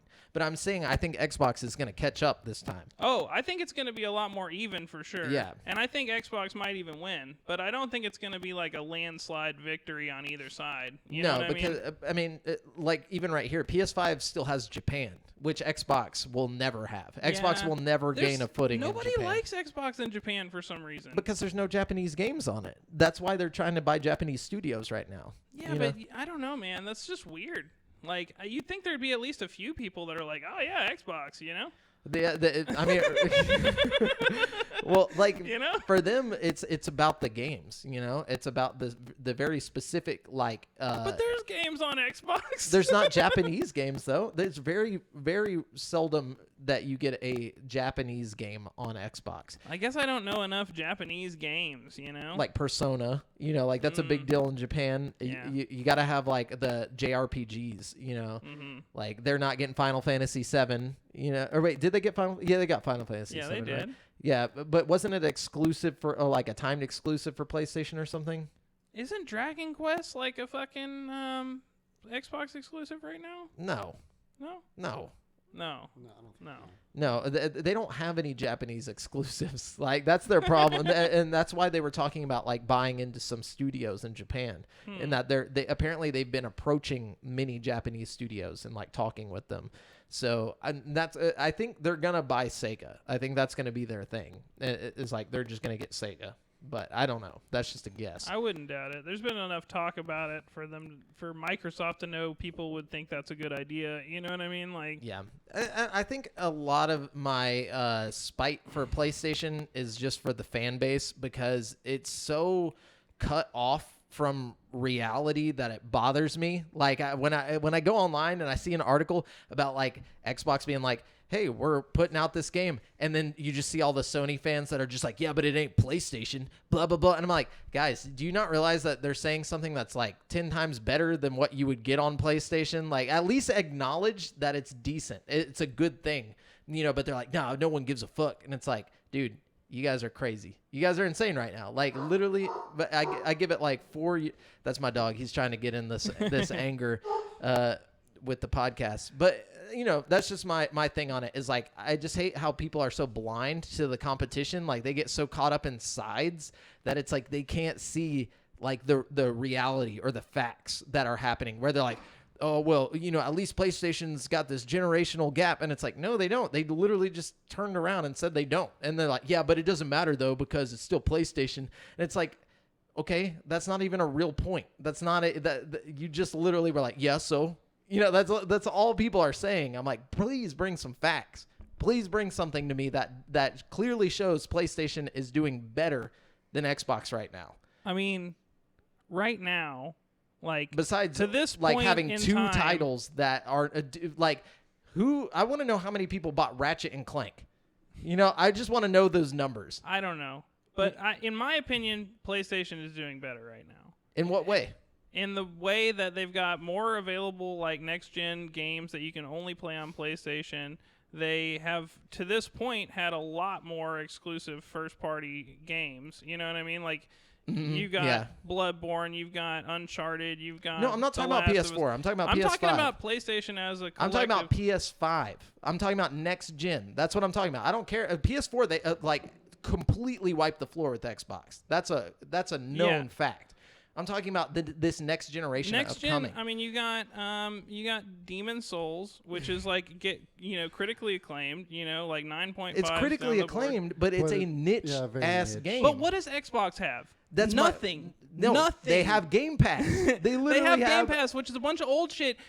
PlayStation has PlayStation Now. PlayStation has fucking the roster of fucking dope PS4 games. Which I thought they you said were the they're one gonna who take just it said away. we're not talking about old shit anymore. No, that's a Game Pass is If we're new. not talking about old shit, then Game Pass doesn't fucking Game matter. Pass does matter. Game Pass is new. Game Pass is part of their next gen agenda. It's so gonna is have all their PlayStation's first roster of PS4 games that they just But they're not going to put first party titles on there. They're only going to have those PS4 first party titles. They just said they will not put first party titles on their PlayStation Now. That's what they just said. I'm just talking about right now in terms of who's more in the future. It's PlayStation. For like 2 seconds, as soon as Xbox starts dropping first shit, then party I'll games, change my opinion. But that hasn't happened yet, and it's like there's not a good launch title for Xbox. Okay, you know what I'm saying? We don't have Halo. We don't have shit. No, which is actually a good thing because they showed off Halo, and as soon as people were like, "No, we don't want that Halo," they were like, "All right, we'll pull it back." Okay, but my point is you're talking about right here, right now. PlayStation has games that are like next gen and new. You know what I'm saying? Xbox doesn't. Xbox has games that are getting like X upgrades and stuff. Which I'm not hating on. Which literally brings it to the same level as fucking Ratchet and Clank. PlayStation does too, though. PlayStation's also getting upgrades. You know what I'm saying? Like it's not just like, Yeah. Well, like I said, I'm just looking towards the future. I'm looking at what's happening right now and thinking about the next year, what it's going to look like. Yeah, Xbox has a lot more potential, but as it stands now... But that's all I'm saying. Nobody's acknowledging that potential. People are just like, nah, Xbox sucks. I'm like, no, bro, you don't understand. Because Xbox has sucked. They have sucked. And that's the thing. Xbox has to prove themselves to people. Like, me and you can see the potential of Xbox. We can understand that Xbox is probably going to kill it this generation. Yes. But I think the general public is just, you have to prove it to them. You know what I mean? I don't know. No, I agree. They do have to prove it. But I feel like Game Pass is enough of like, hey, look at what we're doing and what we're promising. And then they buy Bethesda. I think once they start dropping these games it's on Game Pass, then it will be. Once people are getting Game Pass and like, okay, people over on PlayStation side of the fence are paying $70 a game for their new games when you could just be playing on Game Pass. That's when the shit will change. Also, I think Game Pass Ultimate coming to iOS will be a big deal. Yeah. You know what I mean? Yeah. I don't know. I think, like you said, the diversification of the hardware is definitely going to help Xbox's cause. Yeah. I'm ready for the day. I'm ready for them whenever they start dropping their first party. When the Medium comes out, whenever they drop the first Bethesda game. Good. You know what I mean? Oh yeah. I mean, it's Bloober Team. I trust them, but I mean, and that's a pretty niche game too, though. So like, I'm talking more so whenever Halo Infinite drops, and then whenever Bethesda drops. The first Bethesda game that drops, and it's got like timed exclusivity or something. That'll be a game changer. Yeah, people are gonna be on it. You know what I'm saying? But that's the other thing about the Sony fanboy thing is where like a lot of people are starting to claim like, oh, well, I don't even like Bethesda games. It's like, first off, you're a fucking liar. Everybody likes Bethesda games. Like. First off, it's like, how many times have you bought Skyrim? Let's be real. That's my thing is like people just straight up lie at this point, and I'm like, whatever. Anyways. Everybody likes Bethesda games, dude. That's and there's at least even if you're not a fan of like the mainline like Fallout, Skyrim, you like Wolfenstein or Doom or something. At least something. There's something dope in the Bethesda roster that you'll probably be into. Yeah, I just don't like Bethesda games. It's like that sounds like just a straight up like I can feel you hiding it. The Xbox trash. Yeah, like straight up. Anyways, What we need is more games to like directly look forward to on Xbox. Yeah. You know what I mean? Because like we have all these studios, we have all this like potential, but we don't have we got like Psychonauts 2 and Halo and stuff to look forward to right now. You know what I mean? Which Halo I'm excited about. Halo definitely I'm excited about. Psychonauts is not a console seller, but I like Psychonauts enough to where I'm hyped about it, but it's not, again, yeah, you're right. It's not a console seller. But it's also something that was being worked on before they were purchased. So it was like they didn't really have time to transition to a new game. They kind of inherited Psychonauts, but it's dope. I mean, it's going to be fun. And and then plus we got the guys who made fucking, the New Vegas, Oblivion or Obsidian. Yeah, so we might actually get a Fallout game from them at this point, or even an Elder Scrolls game, like an in-betweener game. All I'm saying is just like I'm expecting some dope announcements at the Game Awards this year because like we need some dope shit to look forward to. Right now we can get hyped about like God of War and stuff on the PlayStation side of the fence, you know what I mean? Like, we need that equivalent on Xbox's side of the fence. Do you think they're going to do announcements or anything at the Game Awards this year? Absolutely. Okay. Absolutely. I hope so anyways. Yeah. That's like the big thing about the Game Awards, I feel like, Yeah.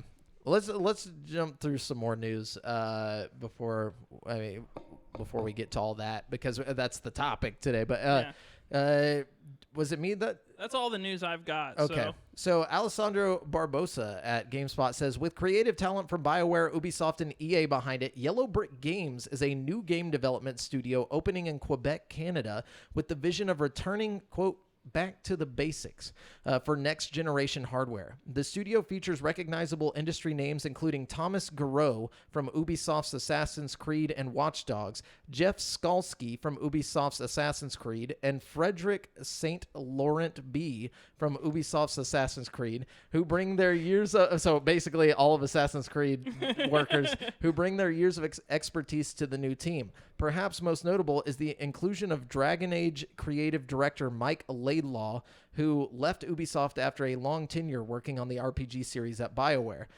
Laidlaw will act as the studio's chief creative officer, guiding the team's first development endeavor. The studio is currently hiring and only features 15 employees today, which means it might be some time before you start seeing anything about its first project. Laidlaw explained that the aim of the studio was to return to smaller, agile teams that can afford every developer to have a voice in the product being created. Quote, for veterans of big studio productions like myself and much of our team, this is the perfect time to get back to a small, agile, and highly motivated group, Laidlaw said. So, I mean, it seems interesting, I guess. Who are these guys forming for? They just created a new team. They all left Ubisoft. Yeah, okay. And they're called Yellow Brick Games. I feel like a lot of these like weird super teams end up making like really strange games for their first game. You know what I mean? Like, oh yeah, I mean, well, I think with these guys, like they're basically saying like, yeah, we want to make smaller things. I think that's what a lot of these people want to do. It's like, I miss the art, bro. I want to get back to the roots. And then we have Steve Watts at GameSpot says, no, wait, we already did that one. Hold on, did that one. Okay, that's it for the news then. Yeah, good. There was some pretty interesting news this week, I guess. Yeah, some definitely. heated discussions. Oh yeah, if me and Brent don't almost kill each other halfway through the news, then it's not a good news week. Yeah, no, we gotta keep it. We gotta keep it. On both sides of the fence over here. You know what I mean? We keep it fresh like that. Yeah, we like to battle. We're not just giving you like one-sided info. Yeah. We like to have a discussion. That's true. It is good to have a what's the word for it? Diverse. Yeah, a diverse thought on opinion on things. But anyways, let's get into this week's releases, where I'm going to let you know which brand new games you can get in the next 7 days. When Devin's going to do his best to spell them. Yeah, Devin will just type in the game and bring up a picture for you to look at if you're watching the video version. First off, we got Picross S5. That's coming to Switch on November 26th for $10. The fifth Picross in the S series is chock full of lighthearted puzzle fun. There are a total of 300 Picross and Mega Picross puzzles, 150 clip Picross piece puzzles, 30 color Picross puzzles, and 5 extra puzzles. Say that 10 times fast. Yeah, so you might enjoy that if you like puzzles. It looks really complicated. Yeah, it looks like Sudoku times 10. And I'm not about that life. And then we have Chronos Before the Ashes coming to Xbox One, PS4, Switch, PC, and Stadia on December 1st for $29.99. In Chronos Before the Ashes, take on the role of a young hero trying to save his home from an ancient evil. Explore a mysterious labyrinth full of fearsome creatures and challenging puzzles. Then we have Twin Mirror coming to Xbox One, PS4, and PC on December 1st for $34.99. Twin Mirror is a story-driven investigation game from the creators of Life is Strange. Weird. I love them story games, so Yeah, it looks we'll have to jump on that. interesting, I guess. And then we have Project Wingman coming to PC on December 1st. Couldn't find a price, but Project Wingman is a combat flight action game designed with an emphasis on fun, refined dogfighting gameplay, and an engaging single-player experience. I hate when games aren't focused on fun. Because I Yeah. play my games I do play COD. Never Yeah, mind. that's fun though. As much of a joke as that sounds like, I'm dead ass serious when I say I want my game to be as focused on being as fun as possible. Yeah, You know what I mean? I need an emphasis on fun, dude. Don't play Rainbow Six then. Yeah, I haven't played that yet. I need to try it That out. game is fun if you get a riot shield. I'm that guy. Then we have so check this out. We have Worms Rumble coming to PS4, PS5, and PC December 1st for $14.99. We gonna rumble, baby? Welcome to Worms Rumble, the first ever Worms game to feature real-time combat. Dive into epic 32-player battle royale and deathmatch modes as you fight to be the last worm standing. Weird. How does that work? I don't know how I feel about this. Yeah, I watched a little video of it. It looks like it's like if you turned Fortnite into Worms. But Did it look bad or good? I don't know. I don't even know. I just that's all I can say is I don't know. I still want to play it. I'm like a huge Worms fan, so I'm willing Me to too. give anything a chance, But it takes away the whole basis of what Worms is. Right. Yeah. You can't have a real or a non-real time strategy Worms. I'm still willing to try it. Maybe this will give Worms the push to get popular again. Smells you like know? a cash grab. Yeah, it does smell like a cash grab. And maybe it's good. I'm optimistic. Yeah. About everything. And then we have Frostpoint VR Proving Grounds coming to PC VR on December 1st. Couldn't find a price, but Frostpoint VR Proving Grounds is a 20-player team-based multiplayer shooter Okay. that pits two sides against each other in Good luck in 20 high-intensity players. PvP game modes with a unique PvE twist. It looks like you're in the cold. Wow, those graphics, dude. What is that? I think it's just a bad picture. Yeah, that's just a bad screen capture. Okay, I was about to Yeah, say that looks a little better. like what in the world? But yeah, it looks interesting. What is? I can't tell what that is. Every like time you get a a picture of the enemy, alien- it's like it's like 4 pixels. But anyways, It's part of the game. I feel like big multiplayer games in VR, either if they're not really, really good and popular, they die out so quick. You know what I mean? Yeah. Especially if you're trying to get 20 people together to play a game, good luck. Yeah, and then we got Nickelodeon Kart Racers 2 Grand Prix coming to PC on December 1st for $39.99. The whole Nickelodeon gang is back, and even more are ready to join the race in Nickelodeon Kart Racers 2 oh, Grand it's Prix. 2. Oh, nice. Shoot. This has been out for a minute, though. I didn't know they. No, this is the sequel, dude. That's 'cause what I'm they- saying. I think the sequel's been out. I didn't know they did a sequel. Me either. Yeah. Gotta go I scoop don't really that. care, but Yeah. Yeah. It's got a 5 out of 5 on GameStop. it's because it's Oh, fire, GameStop, dog. not GameSpot. Go down. No. It looks like it's got pretty decent ratings all down Google the board. users love This it. is much better than the first game. It feels the developers learned from their mistakes. And wow, it's got really good reviews. I might have to scoop this up, dude. Might have to get Nickelodeon Kart Racers 2, bro. Give old Mario Kart a run for its money. Yeah, man. And then finally, we have Empire of Sin coming to Switch, PS4, Xbox One, and PC on December 1st for $39.99. Empire of Sin is a strategy game that puts you at the heart of the ruthless criminal underworld of 1920s Prohibition-era Chicago. This is made by Romero Games, which is John Romero from the guy who made Doom. Oh, okay. Yeah, so the original Doom. Almost looks like Wasteland or something, but with a mafia Yeah. I don't thing. understand how. It looks interesting. Strategy game? It's like a top-down strategy. Yeah. I don't really know. It looks like there's RPG elements to it. It's not a game I would ever play, but Cool. If you're into that kind of thing, it might be pretty dope. Yeah, it almost has like an XCOM look to it. Mm-hmm. But- Something like that. But yeah, that's it for this week's releases. So I hope you weren't planning on playing any games. Now we're gonna jump on over to games with gold, and if Brent brought the free PlayStation games, we'll have that as well. But for the Probably don't have them. Let me see. with the games with gold for the Xbox One, you can get the game The Raven from December 1st through the 31st, whatever that is. And then Bleed 2 from December 16th through December 31st. Neither of those sound interesting. And then for the Xbox One and Xbox 360 game, you can get Saints Row Gat Out of Hell from December 1st through the 15th and Stacking from December 16th through the 31st. Yeah, PlayStation's all just rumors right now over here. There's a lot of them like PlayStation free game rumors. Yeah, it's still pretty early for PlayStation, but there's that. They usually put it out like a day after the month starts. Like, it's weird. Yeah. But there's no good games for gold right now. I mean, Gat Out of Hell is decent, I guess, but like it's not even like a... Saints Row really went downhill after the third game. Yeah, it was just bad. But yeah, so that's it for games with gold and PlayStation. We'll have next week or so. But we're going to jump into currently playing. Brent, what are you playing? I've been playing a lot of Apex Legends for some reason. Ooh. I booted up the old Apex Legends, and I was kicking ass, dude. I was doing really good, and so I was like, okay, fuck it. I'll start playing this a little more.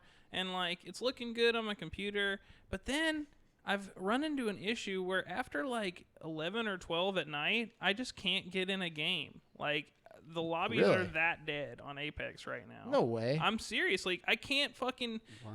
I don't know what it is. Even with the brand new map I'll drop, sit there too. for, like, 6 minutes, 5 or 6 minutes before I'm finally just like, fuck it. I just turn it off. But during the day, I'll get in games no problem. It's, like, that casual weird. or ranked? Casual. Wow, that's... But I haven't everybody's even unlocked ranked, ranked yet. Like maybe that's what it is. That's actually a very good point. It could be that. At I need this to get point. to level 10 to be ranked right now. I mean, you'd imagine there should still be some. You'd think there'd be casual enough games. people. Yeah. Like, and what's weird is like after I wait like 5 minutes, it'll put me in like a lobby or whatever, and it'll be like 42 people in the lobby, and it's trying to get to 60, but it takes so long. People keep leaving, and like.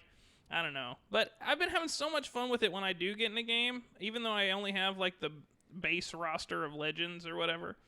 And then I got that new Star Wars Tales from Galaxy's Edge on the Quest. How'd you like that?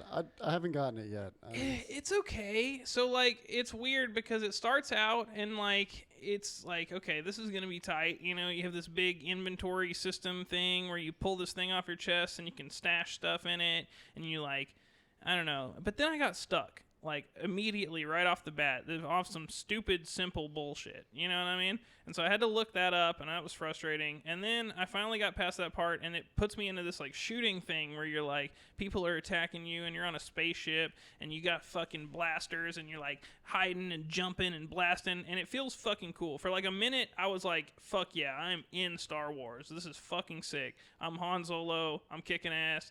And then, like, it takes you to this planet where you're in this big, like, open world. And I don't know, it just, like, kind of got repetitive after you get to the planet part. And, like, I've stopped playing it a little bit. But I'm eventually going to go back and finish it off. But, like, it's kind of just, like, a little bit basic. But it's pretty cool. Yeah, see, I looked up some reviews on it and stuff and saw that it was just a bunch of blaster fights and whatnot, and I wanted more lightsabers, so I went ahead and... Vader Immortal's where to go with that, yeah. Yep. But, like, I don't know. I had, like, a 30% discount coupon, so I went and used nice. that. So I don't feel as much of the sting, you know what I mean? But it is fun, like, whenever it's, it's just a little repetitive. Yeah.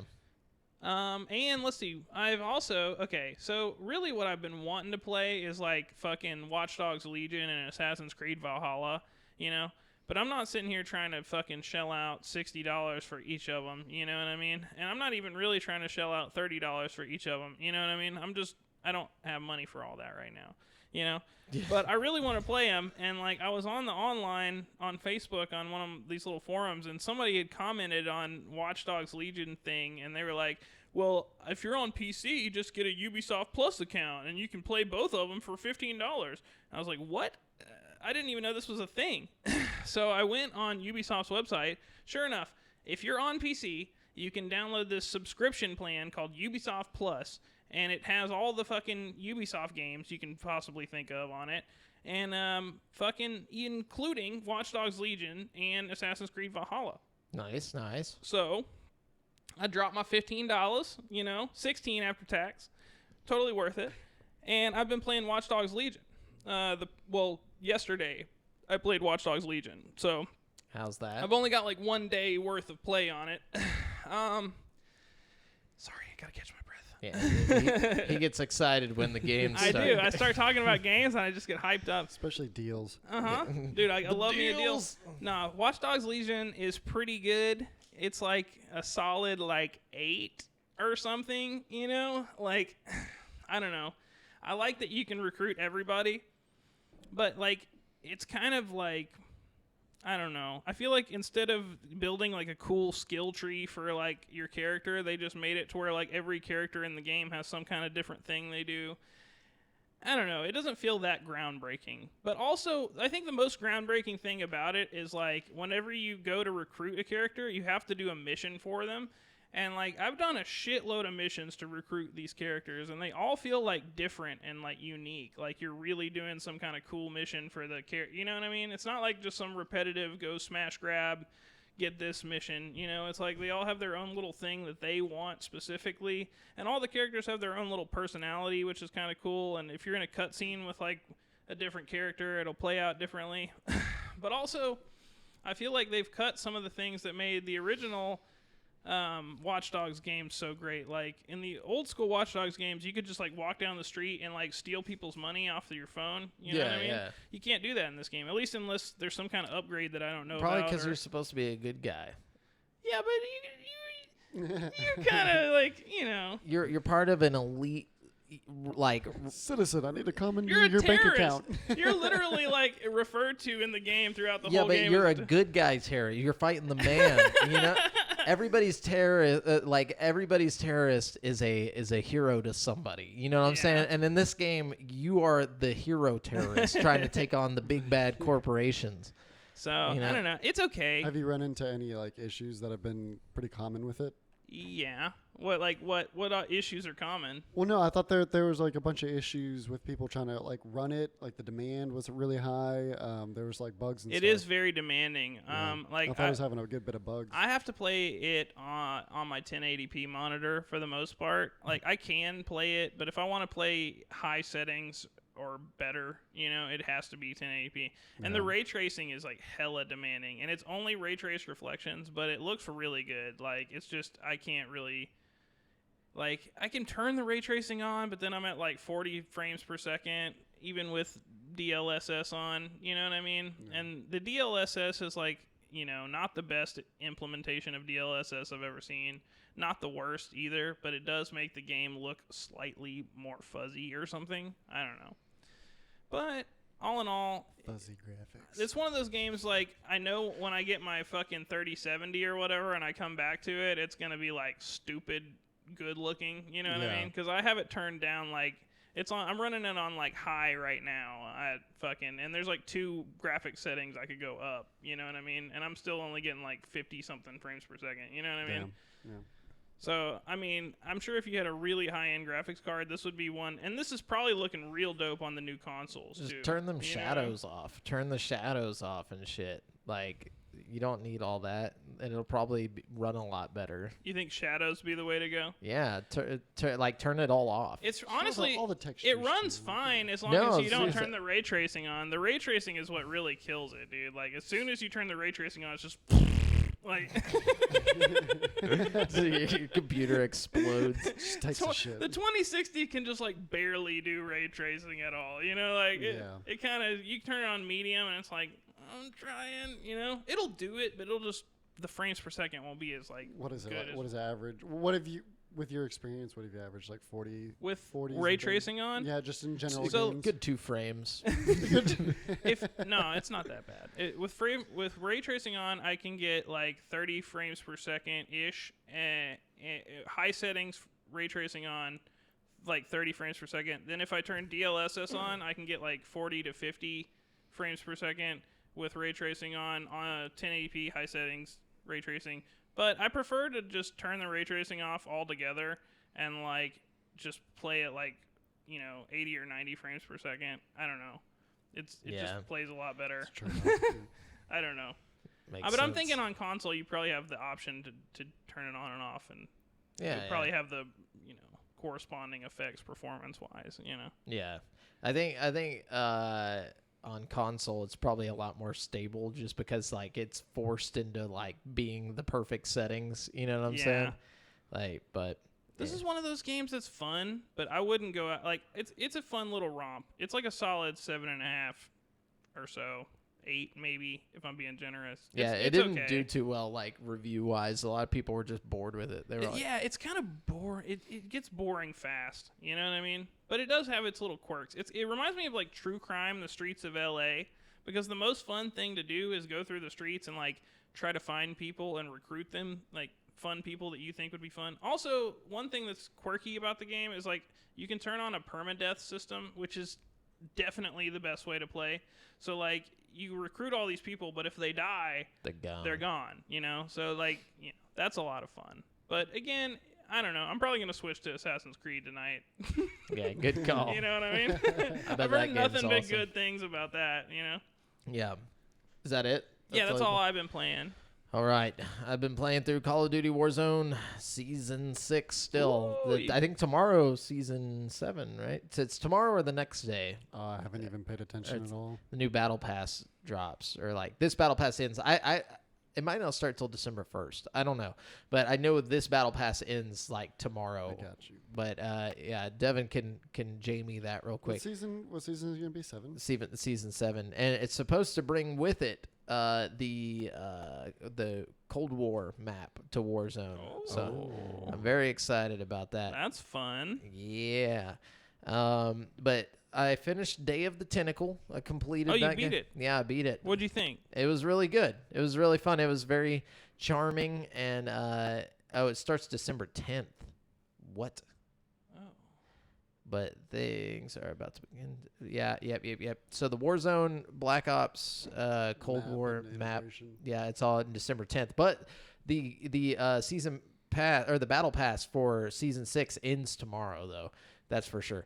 But anyways, then I started playing another one by Tim Schafer, one of his older classics, which is Full Throttle. Oh, how's that? It's actually really good. It's a lot different from Day of the Tentacle. I expected it to be the exact same, but it's got like it's got its own feel to it. It's got more like more serious tone with like 3D environments at certain parts and stuff like that. It's really fun. I'm just like really enjoying these point and click adventure games right now. Like I like using my brain. I like Tim Schafer. I feel like he's got like, I don't know, a fun style, and like his stories are usually pretty good. I don't know. He's got a very like it's like he would be, if he was a director, he'd be in like the Tarantino / like what's his name, the guy who did the Spy Kids films, Robert Rodriguez. Like he's definitely a Robert Rodriguez type character, like whenever it comes to making things. Like he's got his unique aspect to stuff. Yeah, like a Tim Burton. Yeah. And then also Burnout Paradise. I've been playing the remastered version. I've been playing a lot of this.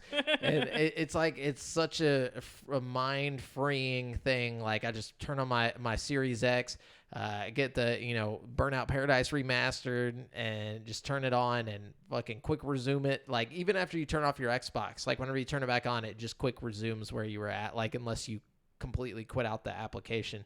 So it's very quick to just hop in and then go win a couple races, or like I've been doing the thing where I'm just doing the collectathon where like I'm just going through and knocking out all the billboards and like knocking over the fences. There's like like 200 something fences that you have to smash through in the open world, and so I'm just looking for all of them right now and smashing through them. And then like there's like 50 billboards, and I've got like 25 of them. I'm like halfway through all the billboards. I'm just trying to get it all knocked out. I'm having fun. Yeah, it's a good collectathon. It's like playing like Banjo-Kazooie or something, but with cars. You know, like just really fast and fun. I love that game so much whenever it came out back in the day. Oh yeah, dude, and it's cool to have the like soundtrack. There's like Seosin and like Oh yeah, dude. like a bunch Didn't they of have like Avril Lavigne and shit on that track? yeah. It's got. It was very weird to just have Seosin pop up. I'm just like, what? Okay, and then Avril Lavigne, obviously Paradise City. You know. Oh yeah, of course. Take me down to the Paradise City. And I'm like, okay, I'm turning this track off. But there's like a bunch of good stuff on there. And yeah, that's about all I've been playing recently. I tried Frostpunk. I can't do strategy games, dude. I just can't do it. Like I was like, I'm going to try this out. You know, it's beautiful. I don't know. I'm just not intelligent enough or something. Like once I started playing, I was like, this is just boring. I don't have the attention span. That's kind of how I felt. I started to play fucking Disco Elysium this week, like for like 15 minutes or 20 minutes. I should have given it more of a chance, but I like literally was just falling asleep playing that shit. That's one of those games that people claim is like a masterpiece. It probably is, but I'm just like, I just can't right now. Like, I don't know. Yeah. I needed something more action-y at that point, I think, you know? Yeah, real-time strategy is just not my thing. But I also, for Black Friday, they had some deals going on the Microsoft Store, and I got the Brothers in Arms Hell's Highway for $3, and I haven't played that yet, but I will be playing that this week just to go back and run through that classic I feel banger. like I saw that somewhere recently. Maybe it's on the Ubisoft Plus subscription that I just signed up for or something like that. Ah, yeah. Well, no, is that an Ubisoft game? I don't know. Yeah, it's an amazing game though. Dude. No, it's like that's the game though for sure. Yeah. What about you, Devin? What you been playing? I've just been pretty basic. I got Vader Immortal episodes 1 and 2. Nice. Fuck that robot that talks all the way through both episodes. And I'm sure the third. Why don't you like the robot? I wish they would just kill her. It is the most cliche Disney shit. Like, I don't know. It's so annoying. But that, and then it's on Quest 2, and then just Warzone. But, yeah. Hell yeah.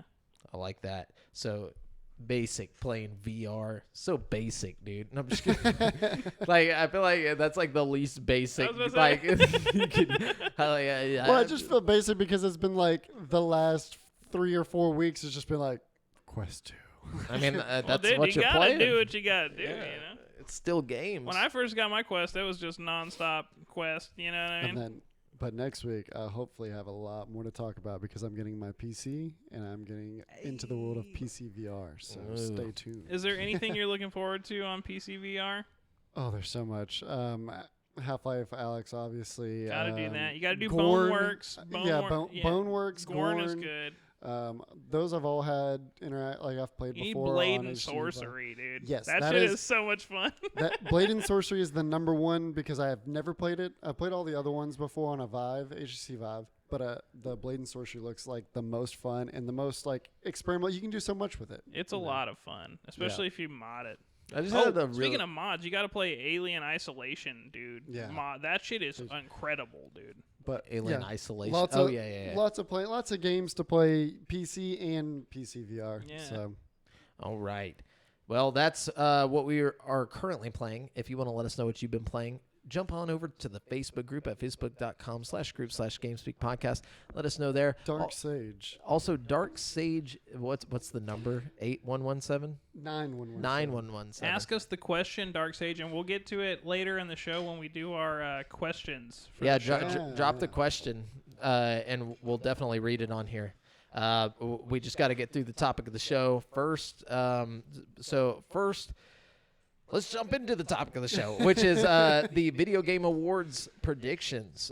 Brent, you got the link, right? Yeah, I got the link. So I'm just fair warning here, guys. When I was looking through this last night, the link fucked up 4 times. So just bear with me if it fucks up. Yeah, I mean we got time. I'll just start talking. Yeah. Just know. Just if I just start talking about random things, no, it's because Brent's fucking up. Dude. Okay, it's trying hard right now. Yeah, I mean, Well, I mean, Devin could just bring it up. Yeah, I was gonna say, I'm Yeah, I'm that's not even actually- doing my job right yeah, now. that's actually what we should do. Yeah, Devin, bring up the Video Game Award nominations. yeah. the VGA. If you, they Or have, nominees, if you yeah. go to the one on their website, they have them all laid out with cool little pictures and stuff. Okay. Yeah, and then you can bring it up for the video, or like Yeah, here we transition are. it over. Yeah, we can. Yeah, we'll bring it up for the Yeah, video. this is good radio. It's gonna be great. I'm just kidding. Oh, so for those of you that haven't gathered yet, we're doing the nominees for the Video Game Awards. We're going to talk about it. We're going to give our predictions. you Yeah, know. and then obviously give our pick, like as well. So Yeah. Should we start here? yeah, just go down. We'll start with best game direction. Wait, hang on. No, Or Game You want of to the do Game Year. of the Year last?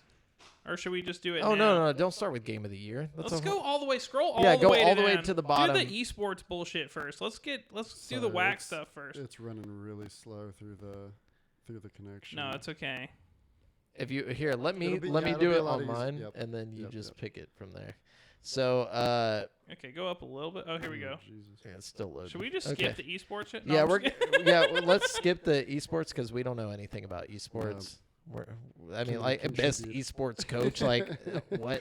Okay, here we guy. go. Starting with best debut game. And sorry if you're an esports fan. We just don't know shit about esports, so we'd just be like, I don't know. Yeah. FaZe God 32 should be the best. I don't know. What do you mean, FaZe God 32? It should be FaZe God 33, bro. But okay, let's start with best debut game, which is for the best debut game created by a new independent studio. Ooh. Devin, read us off our choices here.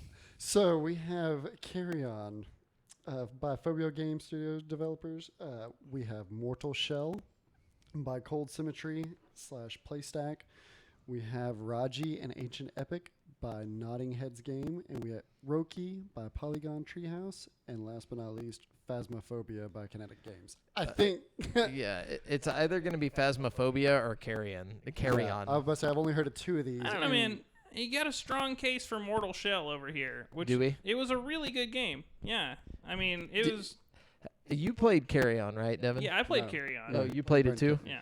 Was it good? It was excellent. Okay. And so is Phasmophobia. That's the thing. All three of those games are like really good. If you had to guess which one is going to win, though, which one would you If say? I had to guess who's going to win, I would say Carry On. If I had to say who I want to win, I would say Mortal Shell. Even though my heart wants to go with Phasmophobia because of the VR support and stuff, Phasmophobia is a great game. Yeah. And it's a blown lot of up fun. It's blown up in popularity. It is blown up for sure. But at the same time, I feel like Mortal Shell is a better game.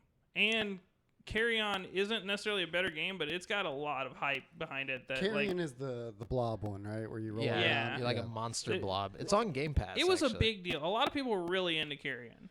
I'm gonna say, like my guess is Phasmophobia wins. Um, Like just my because of money's the on Phasmophobia, just too. because of the hype around it and like how big it's gotten. Like I don't even play VR, but I've heard about it. Like outside of Brent talking about it. So Well, most people that play it aren't playing it in VR. It's no, I not- know, but I have heard about the VR scene on it. Yeah, though. yeah. You know, I like, like that it has support for VR. That's a big bonus for me. You know what I Yeah. mean? Like, and it seems like one of those like Dead by Daylight type like multiplayer games where it's it's just like a less intense Dead by Daylight. You know what I mean? yeah. But that's my pick, and then Brent says Carrion is gonna win. It's like Dead by Daylight featuring Zach Beggins. And Dark Sage, we see your question there, so we'll get to it as soon as we get to the listener questions. Don't think we're ignoring you. Okay, so let's jump on back over to the next one is Content Creator of the Year. That's obviously going to go to GameSpeak Podcast. Yeah, we don't even have to. All right, hold on. It's like making me. I'm telling you, this website's a little buggy, but Yeah, isn't that funny? All right, best creator of the year. I don't know. Well, I know who Alana Pierce is. yeah, I only know Alana Pierce out of this list. Yeah, I'm gonna go ahead And I barely know Alana Pierce. but I've heard Tim the Tat Man. I've heard that name, but I don't know who he is. Yeah. I'm gonna say it's Alana Pierce because she worked at IGN and now she's a writer on God of War Ragnarok. Yeah. So like she's obviously like she jumped and she has her own YouTube channel and like all this stuff. It's gonna be her. Just for the audience, the nominees are Alana Pierce, J. Ann Lopez, Nick Merckx, Tim the Tat Man Taylor. I threw the Taylor in there. It's not really. And Valkyrie. Yeah. Valkyrie. Valkyrie. Yeah. Yeah. No. No, it really is Valkyrie. I don't give a fuck. It's probably still gonna go to Bella Delphine. So best. And her bath water. Then we have best multiplayer. This is going to be a contentious category as well. Lord. This is for outstanding online multiplayer gameplay and design, including co-op and massively multiplayer experiences, irrespective of game genre or platform. So this is definitely not going to go to Animal Crossing. Let's read the nominees out. Yeah. Oh, yeah. I'm sorry. No, it's okay. Yeah, I just want everybody to know what we're talking about. Read it off. So we got Animal Crossing, New Horizons, Among Us, Call of Duty Warzone, Fall Guys, Ultimate Knockout, and Valorant. This is tough because I feel like some of these are going to be in different categories, not just in the best multiplayer. And I think they'll win the other ones, but I don't think Animal Crossing will win best multiplayer. No. And definitely not Valorant. Nothing no. against Valorant. It's just not made as much of a splash as the other three. Though this is saying outstanding online multiplayer. So, like, it's based on how good it is, not based on how popular it is. Man. So, I'm going to have to say it's probably going to go to Warzone. Yeah. I don't know, man, because, okay, it can't That's go just to... my guess. No, I agree. But Fall Guys was a big deal. It was a big deal, but was it It better? was good, too. You was fresh. You can't give It was it to fresh. Among Us just because Among Us is so glitchy and shitty. Yeah, Like, that's what I mean. You're it's not going to fun. get best online multiplayer with It's that. fun, but I don't think it's gonna. I think it has to go to Warzone or Fall Guys. Yeah, And Fall Guys might be losing a little bit of steam, so maybe Warzone. I think Fall Guys has lost all of its steam. Like, I don't hear about it anymore at all. And I hear about Among Us, but I don't really hear about Among Us. Like, whenever it first dropped. I see more memes than Yeah. anything. Yeah, it's definitely a lot of. It's got meme culture around it. Way more meme culture than Fall Guys. And Among Us is like so easy access. Like, you can just pull it up on your phone and play with your friends right then and there. You know what I'm saying? True. I So- definitely think it's in the running. I think between the three of them, it's going to be either Among Us, Call of Duty, or Fall Guys. Definitely of know? those three. But I'm gonna just go ahead. I'm gonna say Call of Duty Warzone. Which one do you say? I'm going to say Call of Duty Warzone, probably. On sheer polish and design, I gotta go with Warzone. Okay. But I think Fall Guys is still heavy in the running, I think it's. I definitely think all of these are heavy in the Sure, running. except Valorant. And some PC people are going to be mad at you. Okay, Devin, read off this next one. So we have best sports / racing, starting with Dirt 5. Well, hold on, wait. Read what it means. Oh, sorry. For the best traditional and non-traditional sports and racing game. Okay. So starting with Dirt 5, F1 2020, FIFA. Wait, what? Oh, sports / okay, FIFA 21, NBA 2K21, and Tony Hawk's Pro Skater 1 and 2. Can I just first of all say that it's kind of bullshit that UFC 4 isn't an option here? You know what I mean? It didn't have a splash, dude. It was What? dope, and it's like better than all these other fucking stupid Nah, ass. dude. F1 2020 is one of the best games ever made, dude. I think it's kind of weird how they're lumping in sports and racing, though. It's just because they don't want to have a bunch of categories. Yeah. They were just like, it's sports, But like. I mean, both of those respective categories have a very large following. No, I agree. My thing is, UFC isn't in this category or the fighting games category. What? It's like, can I at least get my shit in one of these categories? You know what I mean? Didn't we say you were like the only one playing it though? No, a No, lot that of was people Avengers. are playing it. That was yeah, Avengers. I'm the only person playing Avengers for sure.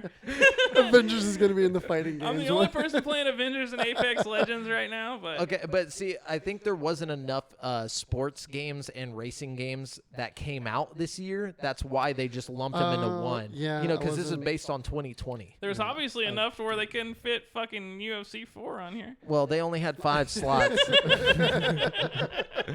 I'm going to say this is going to go to NBA 2K21, unfortunately, though I want it to go to Tony Hawk's Pro Skater. I'm thinking it's going Tony Hawk all the way. Whenever it says best sports, nah, you're crazy. That's Dude, nah. traditional, Tony Hawk non-traditional. was universally loved, and these games are voted on by the critics, man. You know, They are voted on by the critics. That's true. I think Tony Hawk had enough like steam, and it was just a good game, man. They did so good. I still am playing Tony Hawk. I go back and play Tony Hawk. Like, But is Tony Hawk on any other category? It might be under like action game or something. I don't know. But if this is the only category it's in, I hope it at least wins this. Yeah, if this is the only category, I'm gonna say Tony Hawk wins. If it's not the only category, NBA is gonna win. That's my prediction. The only one I've had experience with out of this list is Tony Hawk, so I can't really give a good opinion on this. Well, I mean, it's they're just all a good guess, games, you know. Yeah. Like if we're looking at them just from like a game, what it is standpoint, they're all good games. Yeah. You know, yeah, I just feel like Tony Hawk was my shit. So Yeah.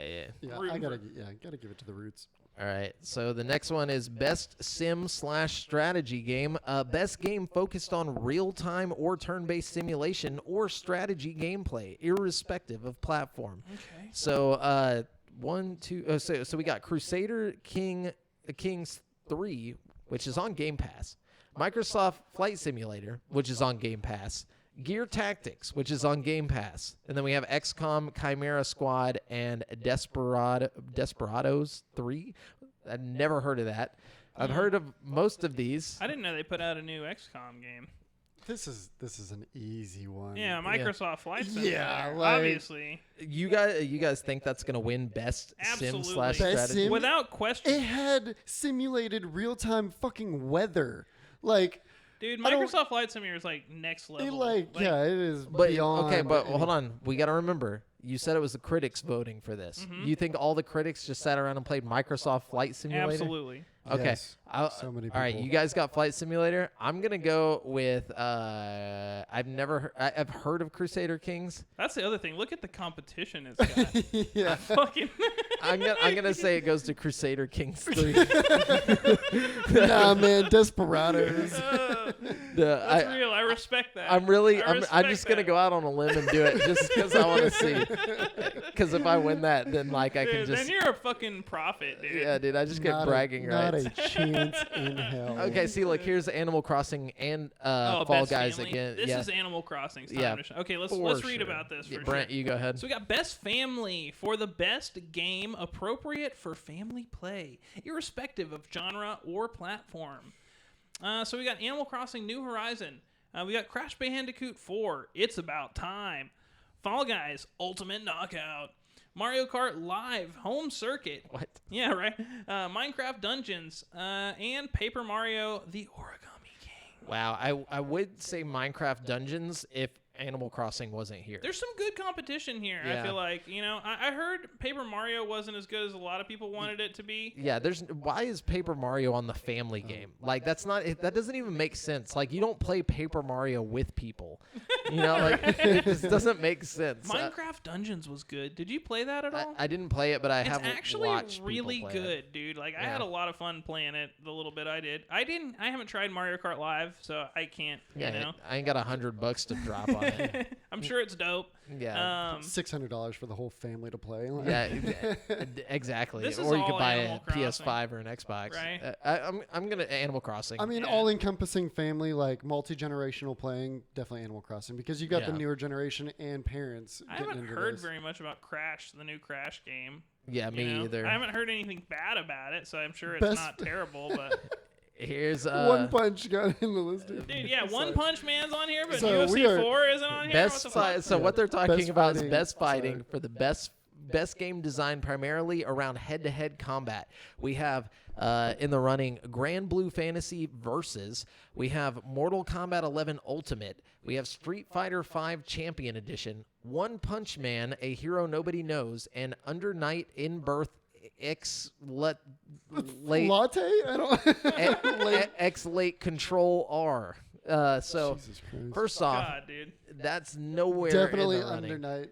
night. There's not a single, like, besides Mortal Kombat, there's no there's no Western fighting games on this. So, There's UFC, also like no competition other than Mortal Kombat. I feel like Mortal Kombat Street Fighter sweeping this shit. No, Fuck Street Fighter. dude, Street Fighter 5 has such a fan base, especially in the critics at like IGN and stuff. They all love Street Fighter. I'm just saying, But like, as far as like quality to design, I would have to give it to Mortal Kombat. that's what I'm saying. Like, having played both of them, Mortal Kombat is just like a better game. You know what I mean? So, Brent, how do you feel about UFC not being on this? But I feel under night, in birth, pissed XC, off. late control R's.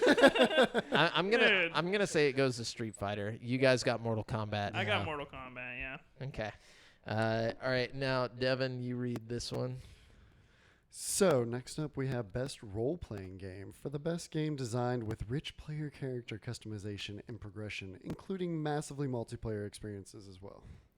So, starting up, we have Final Fantasy VII Remake, Genshin Impact, Persona 5 Royale, Wasteland 3, Yakuza Like a Dragon.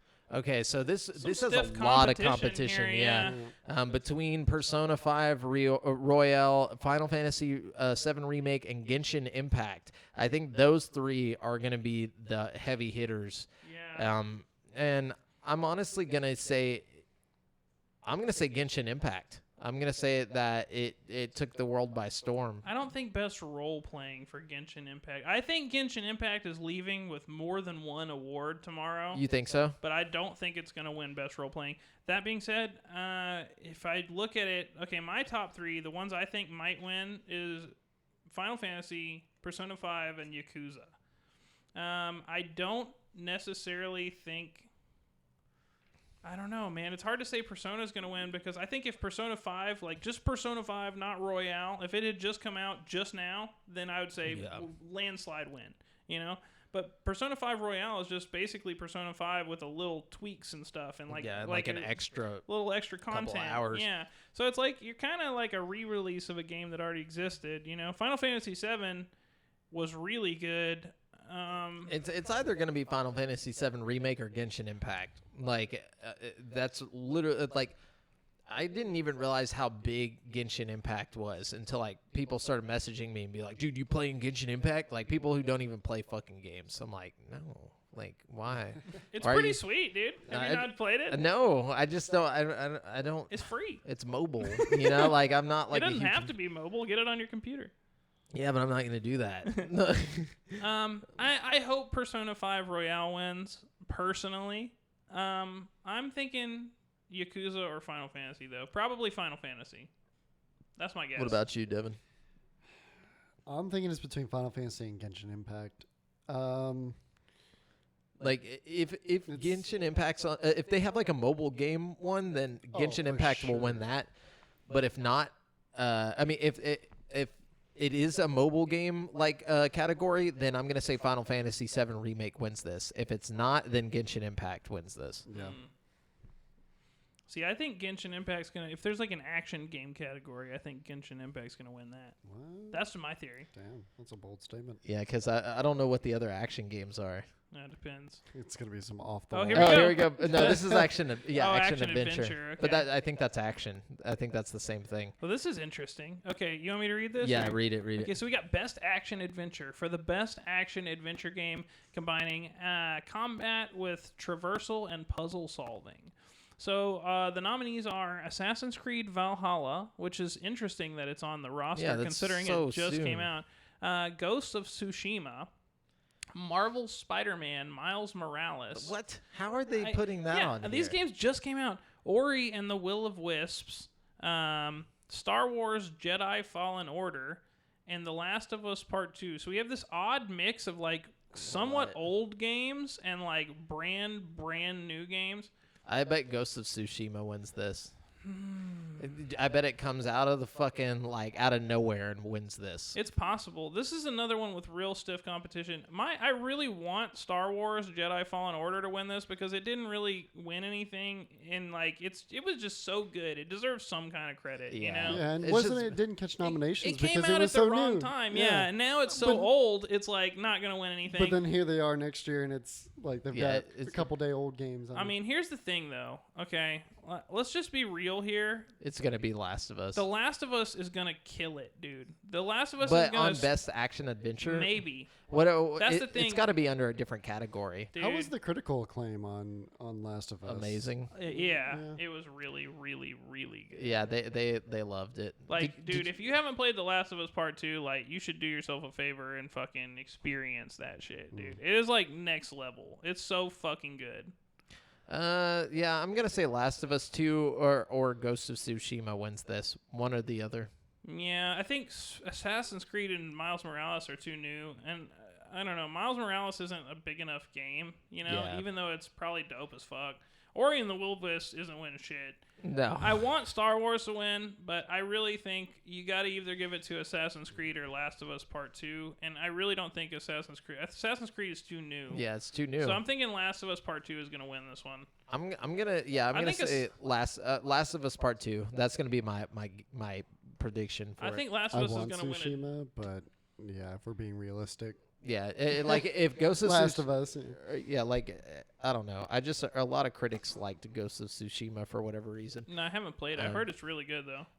Here's best action. Though. Okay, best action. So best action is for the best game in the action genre, focused primarily on combat. So we got Doom Eternal, Hades, Half-Life Alyx, Neo 2, and Streets of Rage 4. This is absolutely gonna be a tough one between Hades and Doom Eternal. Doom Eternal is one of the most perfect feeling combat games like ever. Like it's just so smooth. Neo 2 was really good too. It was, but I just know they're gonna go with Doom Eternal. Not enough people experienced Half-Life. Half-Life definitely. Again, we got the critics voting here, and I think Yeah. almost everybody these are played it. okay. But the thing is, this is about combat in the game, and Half-Life was a very good game. It was a very slow-paced game, though. And like when you do have combat encounters, they're fucking intense as fuck and like fast-paced. But you're only fighting like 2 or 3 people at a time. I don't know.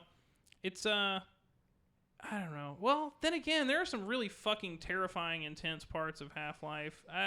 But that's not like necessarily. I don't That think. doesn't mean like good combat. I though. want Half-Life to win every category that it's in because I think Half-Life deserves all the recognition in the world. But in this instance, I'm thinking Doom Eternal or Neo 2.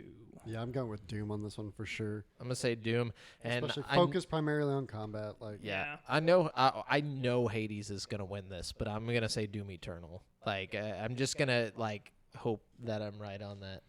But okay, Devin. So next we have innovation and accessibility. Recognizing software and or hardware that is pushing the medium forward by adding features, technology, and content to help games be played and enjoyed by an even wider audience. Okay, so That's this a is like very people. It's like for like if you have a disability or something like that. Basically, is what that's talking about. I mean, that's cool. I feel like Watch Dogs has all the typical stuff like colorblind stuff and subtitles and closed captions and shit. So, I mean, it's definitely in the running. Yeah, read the. Oh, sorry. Yeah. So we have Assassin's Creed Valhalla, Grounded, Hyperdot, The Last of Us Part 2, and Watch Dogs Legion. Yeah, I mean, I haven't played Assassin's Creed, so I can't really comment on that. Or Hyperdot. I don't know what the fuck that is. I remember specifically like The Last of Us Part 2, like on Twitter people were touting like the accessibility options and stuff about it. So I think it's probably going to be Last of Us Part 2 again. Grounded was pretty good though. I mean, they even They had got like the a popcorn phobia spiders, thing. yeah. Like if the spiders were too scary, you could turn them into popcorn. That's innovative, dude. I forgot about You that, know? yeah. I think it could be Grounded, dude. I think it's either Grounded or Last of Us, but because it's Last of Us, they're gonna go with Last of Us. Yeah. You know, they're gonna be like, well, they thought of it. Then again, Last of Us is about to sweep every other dope award. I'm sure they can throw one of then these again- others a bone, you know? No. But then again, did any of these other ones? I mean, I don't know if Watch Dogs or Assassin's Creed did anything new. Like maybe there is some big.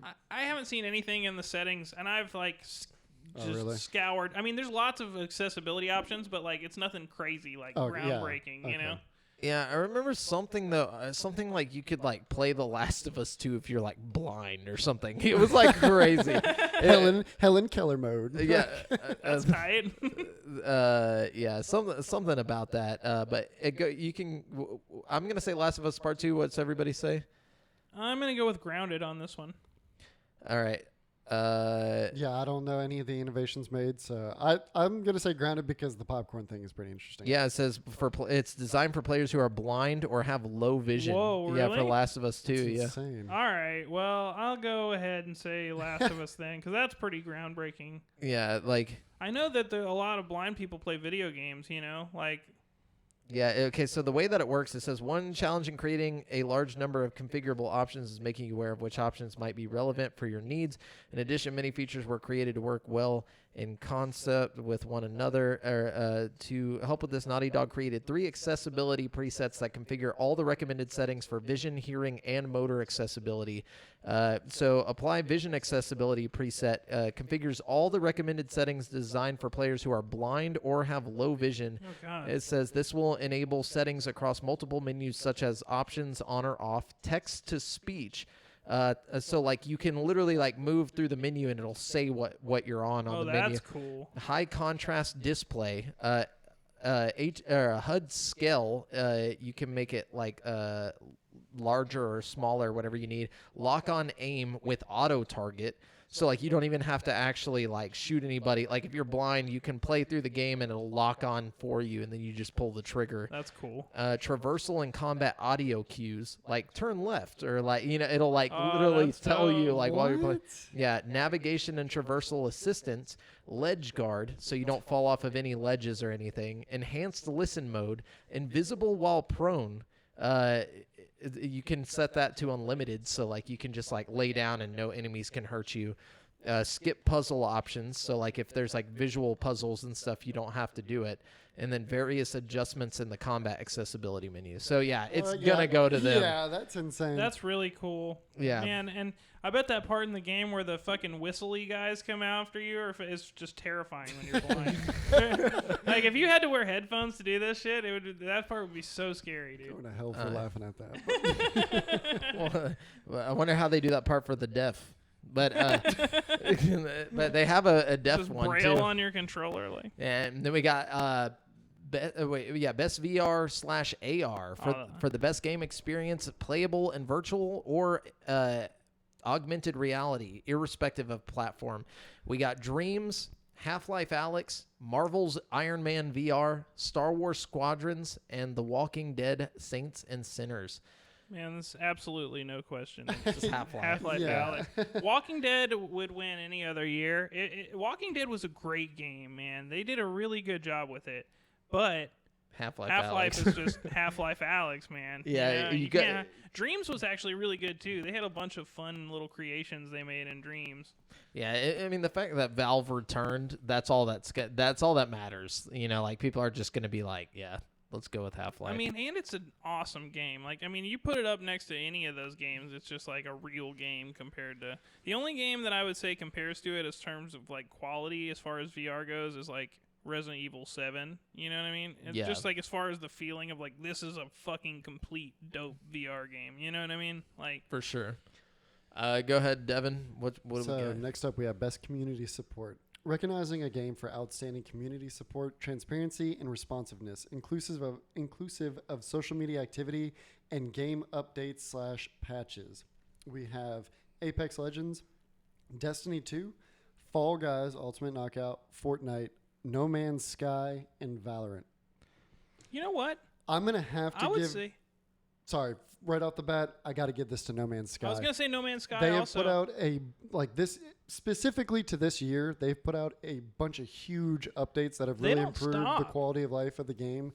And they are, ever since their huge fuck up, they've really been listening to their players.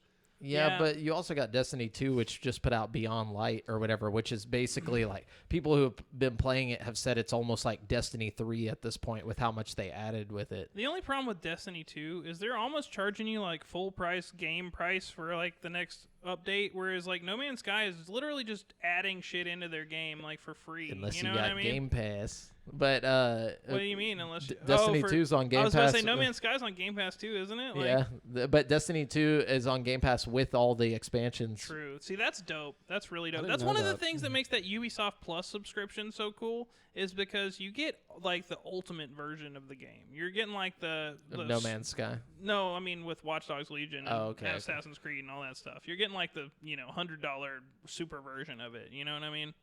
Yeah, but whereas like the newest Destiny 2 expansion, they touched into a lot of lore and everything I heard. But as far as like continued support and constant support, there's been a lot of stuff to But then come out again, from Fortnite. Fortnite, you can't ever just say Fortnite doesn't constantly support. Yeah. They have They just went ray tracing and They all do. that stuff. They like, really do. DLSS, Yeah. Yeah. I think it's gonna be Fortnite. Like as much as I don't want it to be, it's gonna be. Yeah, it's Fortnite is always a really I'm strong staying competitor. solid on No Man's. I think All right. maybe No Man's Sky too, also, but it's either Fortnite or No Man's Sky. I think. Yeah, I'm gonna say Fortnite. Okay, Brent. We got the best mobile game. Okay, so Okay, I take yeah. it back. Final Fantasy VII is my pick for RPG. Just saying. All right, best mobile game for the best game playable on a mobile device. We have Among Us. We have Call of Duty Mobile. We have Genshin Impact. We have Legends of Runeterra. Runeterra. Runeterra. Terra. Runeterra. I don't know what that is, but if it's on this list, it's probably pretty good. I'm going to have to look it up. And we have Pokemon Cafe Mix. What? Pokemon Cafe Mix does not deserve to be on this. I don't even know what the fuck Pokemon Cafe Mix Yeah, is. where's my Pokemon Go? Like, what Yeah, the so fuck? why isn't Pokemon Go on It's here? not a 2020 game. I know. Yeah, still. Call of Duty Was Mobile Call of Duty came Mobile? out. Yeah. No, that came out a while ago. Yeah. No, it didn't. It came out this year. Came out in 2018, I swear to think. God, it's been out longer than. Call of Duty No. Mobile has It's been been a out. It was full in year. China, No, it was a like full not year. No, here. Call of Duty Mobile's been out over here for a while. Okay, I'm looking it up. You guys keep going. All right. Or, I think, guess I'll put honestly, it down. personally, I'm going to vote for Among Us here. Even though I know everybody's thinking Nah, Genshin it's gonna be- Impact. I'm going Genshin. I'm going Among Us on this one. Oh, wow. Okay, so Call of Duty Mobile released it on October 1st, 2019. Oh, okay. So it kind of Boom. falls in that same timeline that Star Wars Wars. falls into. But what? Oh, okay. Okay, so it came out too early, too late to be for 2019. Call of Duty Mobile is a dope game. I just don't It feel is. like it's as good Wait, as what was Genshin y'all's pick Impact. for it? I'm going with Among Us. Genshin. I mean, I'm going to go. That's so hard. I guess I'll go with Genshin Impact, though they might choose Among Us, you know. It could go either way, and I Yeah. wouldn't be mad about it either way. You know what I mean? Hey, let me switch over and make sure we're not missing anybody. Okay, didn't want to, you know, No, yeah, gotta check. Gotta checking keep the it on. string Yeah, chat. completely. Okay, so do we have the what's up? Yeah. Yeah, it's already transitioned. Okay. Yeah. Okay. Go back over. Yep. Okay. So best. Oh no, here. Let me see. I got it. The remote desktop is not working today.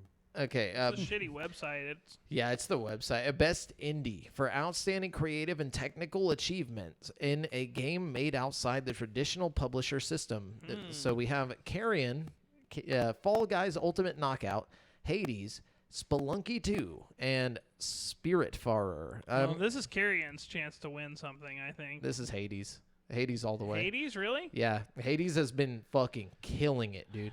Like every fucking person I've heard talk about Hades is like it's the underdog game of the year. Like like everybody loves it. Have you played Hades? I haven't played it. I haven't even I'll have to seen check it anything out. on Hades. Yeah, like This is my first time hearing of it. I'm still going Carrion here, though. I think.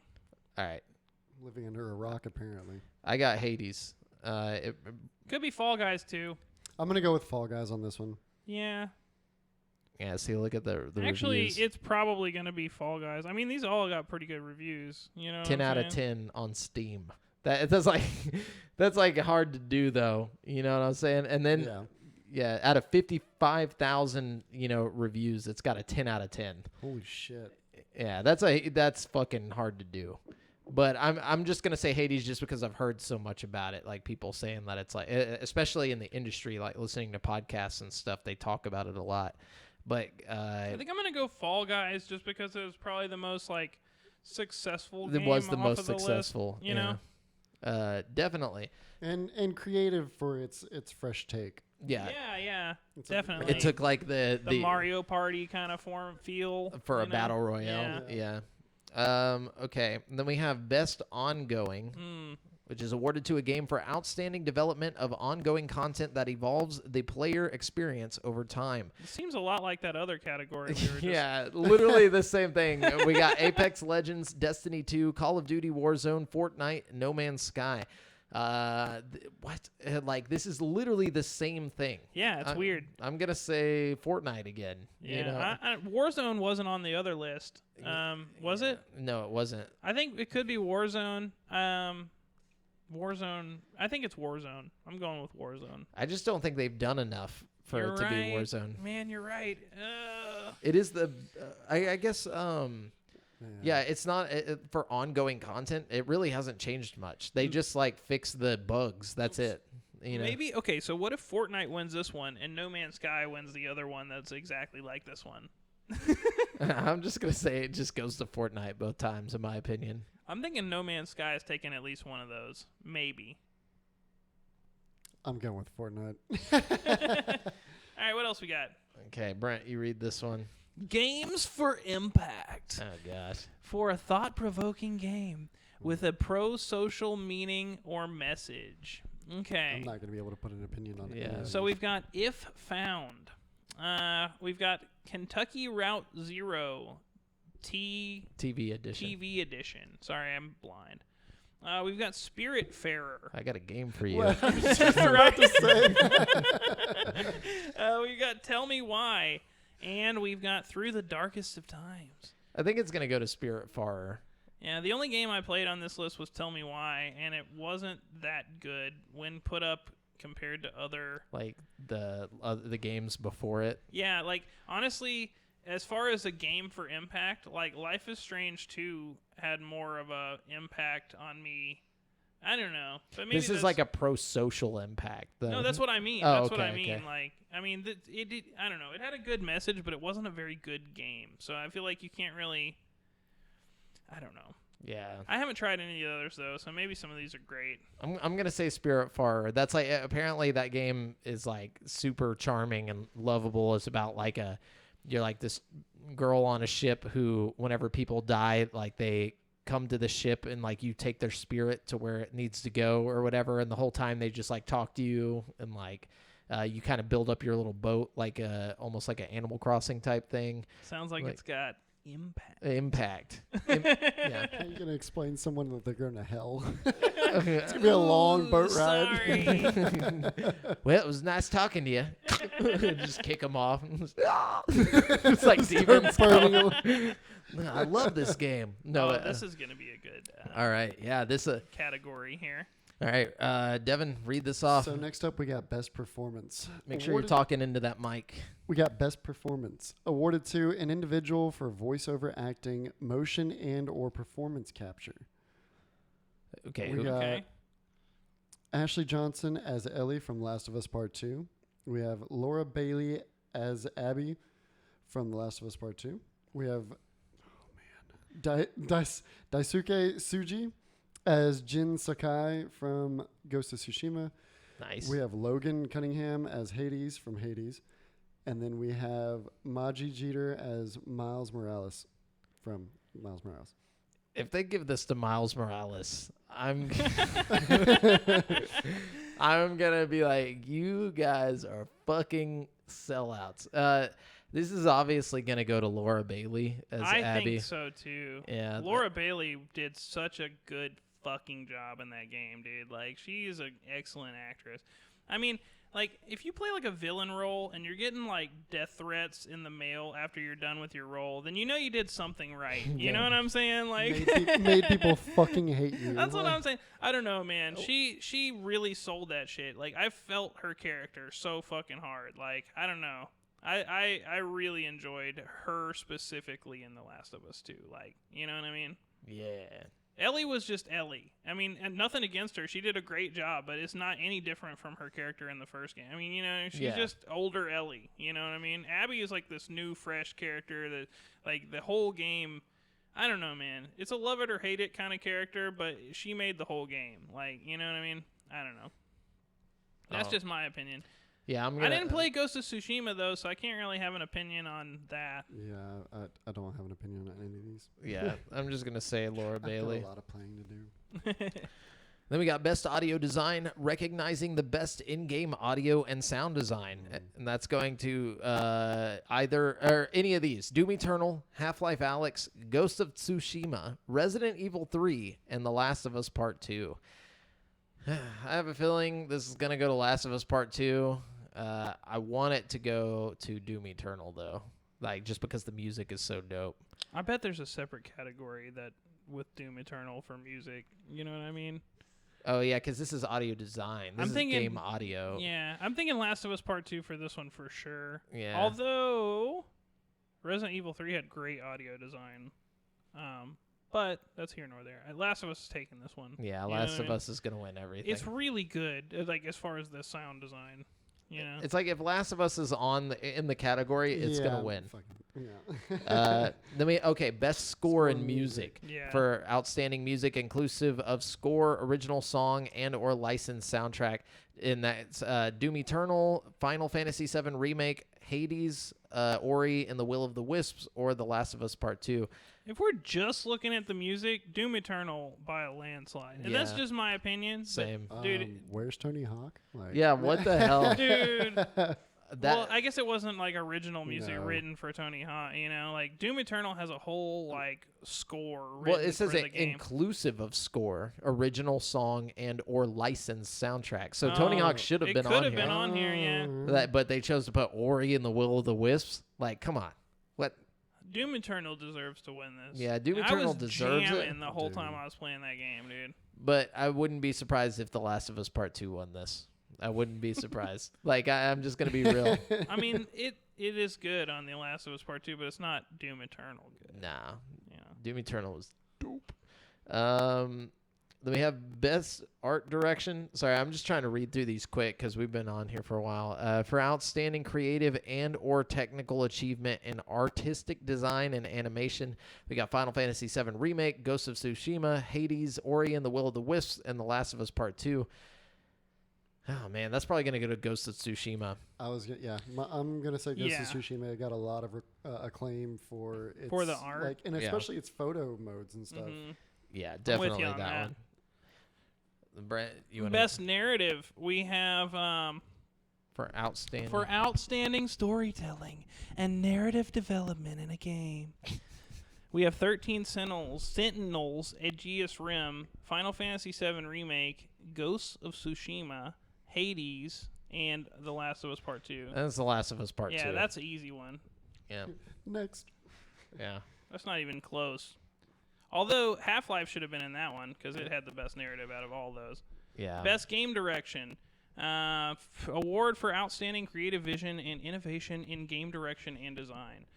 Final Fantasy VII Remake, Ghost of Tsushima, Hades, Half-Life Alyx, and Last of Us Part 2. This should go to Half-Life Alyx, but it's going to go to Last of Us Part 2. I think Half-Life Alyx is going to take this one. I'm saying Half-Life just because it is a VR game, but it was like a huge title in VR. I really think Half-Life is taking it. Lots of different things you can do in it. Oh, man. You know, I really wish it was, but in my opinion, I think the critics are going to go with The Last of Us Part 2. I think any critic that's played both games is going to pick Half-Life Alyx. That's my opinion. I hope you guys are right. I hope Half-Life Alyx wins something. I really do. Like, it's going to be annoying if they don't take anything. It's going to win that one. You know the VR title. Yeah. Well, that too. That's obvious. I mean, it needs to win a real award. Yeah, it needs an award. I'm serious. Because it's like the only real game in VR like that it was up against. You know, all the rest were kind of like... That's like almost a joke award, like a consolation prize for it. It's like you exist on this platform. Good job. Then we have, finally, Game of the Year, recognizing a game that delivers the absolute best experience across all creative and technical fields. We have Doom Eternal, Final Fantasy VII Remake, Ghosts of Tsushima, Hades, Animal Crossing New Horizons, or the obvious choice, Last of Us Part 2. I mean, it is the obvious choice. yeah. Last of Us is going to win Game of the Year, like, no doubt. Yeah, I mean, I think, And it pretty much deserves it. I mean, like, I can't think of a better game that's come out in the past, like, year or two. If The Last of Us 2 fails to win one of the categories that it's in, I will be just completely amazed. I bet it'll not win the music category. Boom. Oh, yeah, that's true. Doom. I think Doom's got it on the music. Watch him fuck that up too. You never know with that. But yeah, so that's it for this week's topic of the show. We will actually we'll live stream the actual video game awards and commentate and talk about it as we watch it, and then we can bring up we can talk about whose predictions were correct and whatnot. It'll be fun. Hold on, I need to get this off of there. Okay, but yeah, so that'll be fun. Be sure that's on December 10th. So if you guys want to, we'll have more information on that in the group page, facebook.com/group/GameSpeak podcast. We'll post what time we're gonna go live and whatnot. Anyways, so let's jump on over to the People's Champion. Brent, I know you have the questions on the Facebook group, but also we have this one from Dark Sage. I don't know if you can read that. But, no, I can't. So it won't go to the champ. Well, yeah, because if you read it out loud, then they'll know. Yeah. So Brent, just choose a champ from the group. Okay, this week's People's Champ is going to be Chad McClain. He says, "Who's the better Batman? Keaton, Clooney, Bale, or Conroy?" I don't even know who Conroy is. He forgot the best. Kevin Conroy is the animated series, 90s animated series. Okay. But you have forgot the best, which is Adam West. Yep. Yeah, Adam West. You can't forget Adam West, dude. Yeah, he's the true Batman. No, I think it's Kevin Conroy. I think he's got the smoothest voice. Just something about his voice is Batman to me. When I think about it. Now, I don't even know if you can compare it though to the live action Batman. You know what I'm saying? He's obviously my animated Batman. Okay. But my live action Batman is probably going to be Christian Bale. I mean, I like Christian Bale, man. Yeah. He's just Batman for me, Yeah. But also, if Robert I had Pattinson? to... Actually, Robert Pattinson might take that. Yeah. If I had to do an animated Batman, it would be Telltale's Batman, actually. Nice. I don't know who did the acting, but It might be Kevin Conroy. Right? He did a great job on it. Okay. Let's see what else we got here. Well, now we're going to jump to listener questions. Yeah. It was Troy Baker was Batman in that. We've got, listener questions. We got Blaine Saldana here. He says, "Are you going to buy the new Spider-Man game for the PS4 or just wait till you get the PS5? Definitely going to wait on that one, personally. Yeah, you know what I mean? looks so good on PS5. Yeah. There'd be no reason to buy it on PS4. Frankly, I'm not buying another PlayStation exclusive game until I get a PS5. That way, when I get my PS5, eventually I'll have something fun to do. You know what I mean? For sure. Because when I got my PS4, I had skipped out on a whole multiple years of just games, for the PS4.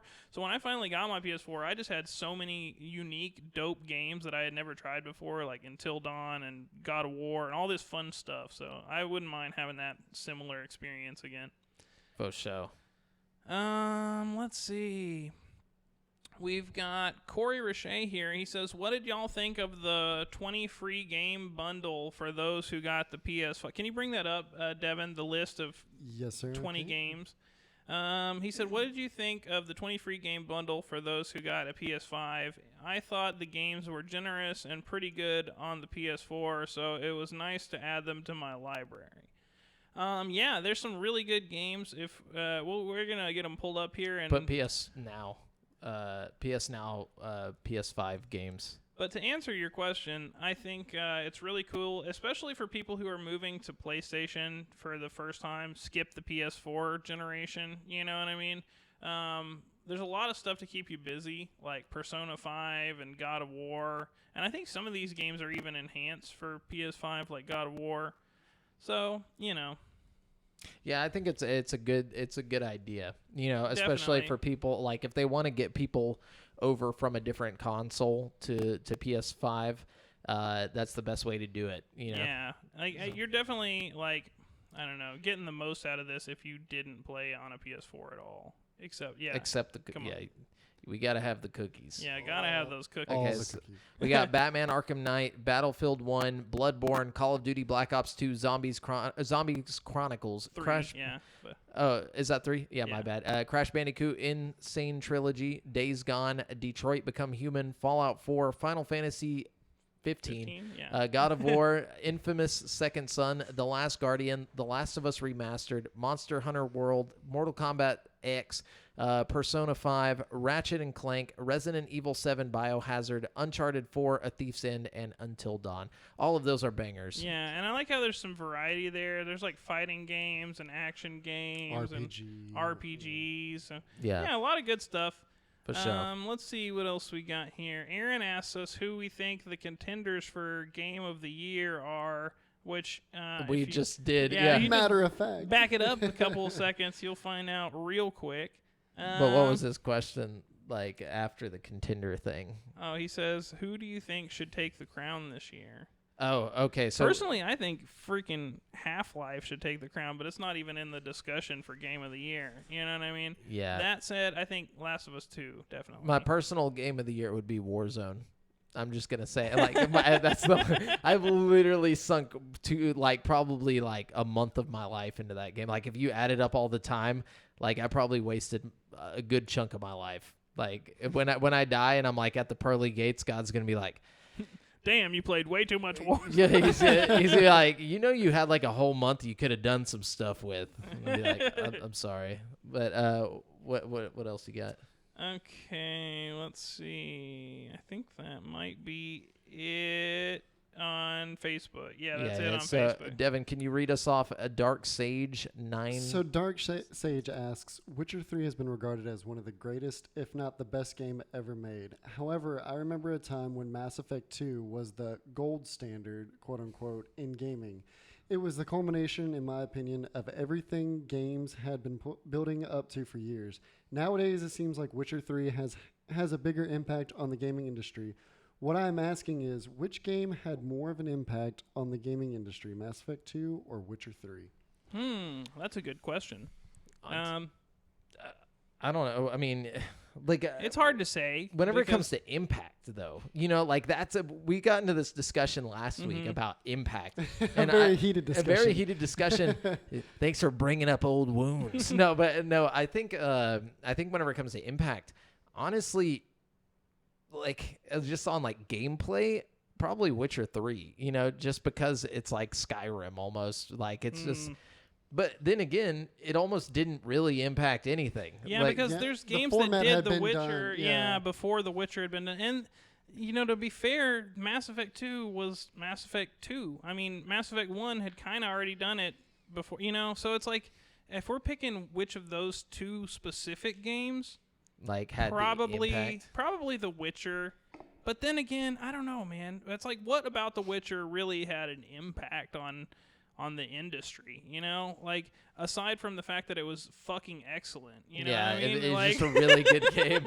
It really You know? it impacted other games by making them look bad. You know, like Yeah. Witcher 3 destroyed Dragon Age. Like I Yeah. feel like that's the impact it had. And Dragon Age was made by the company that made Mass Effect. Yeah. You know, so I would say that Witcher 3 had the biggest impact, and by impact I mean it came in like a fucking comet and destroyed most other games that were like it besides Elder Scrolls. yeah, you I know? think maybe if the discussion was Mass Effect 1 versus The Witcher, we could have a little more Yeah. like of a talk about it. But Mass Effect 2, I don't know. They're both really good games, really influential games, but I'd say maybe The Witcher probably in the long run. Although I do Yeah. agree the Mass Effect has a very special place in my heart, and you Yeah. know, I'm excited about the remaster. I don't know about you, Dark Sage. But I think Witcher 3 had a bigger impact on media in general. Like you know, like it's just it's affecting the way that The I mean, Witcher. we got a on Witcher Netflix, TV show. Yeah, We don't have a Mass Effect TV show, Yeah. even though it would make a fucking dope show. it would. It'd be like a new Star Wars. You know, it'd be that interesting. But Anyways, thank you so much for your questions, everybody. They were fun to answer, and we are gonna wrap up the show with Brent's and I think super Devin's. crazy effing fact. No, I was gonna get the Devin one, but I forgot, so I ended up just kind of slapping this little bullshit one on. Well, then you could do this one, and then Devin, do you have yours? Like you could just do yours, and then me and Brent will guess the answer. Double whammy them. Yeah, Double yeah. whammy. All right. So my first one is more. I'll give you like a question. Okay. So yeah, Brent's gonna give us a question, and then we have to wait. How does this work? I don't even remember how this works. I don't know.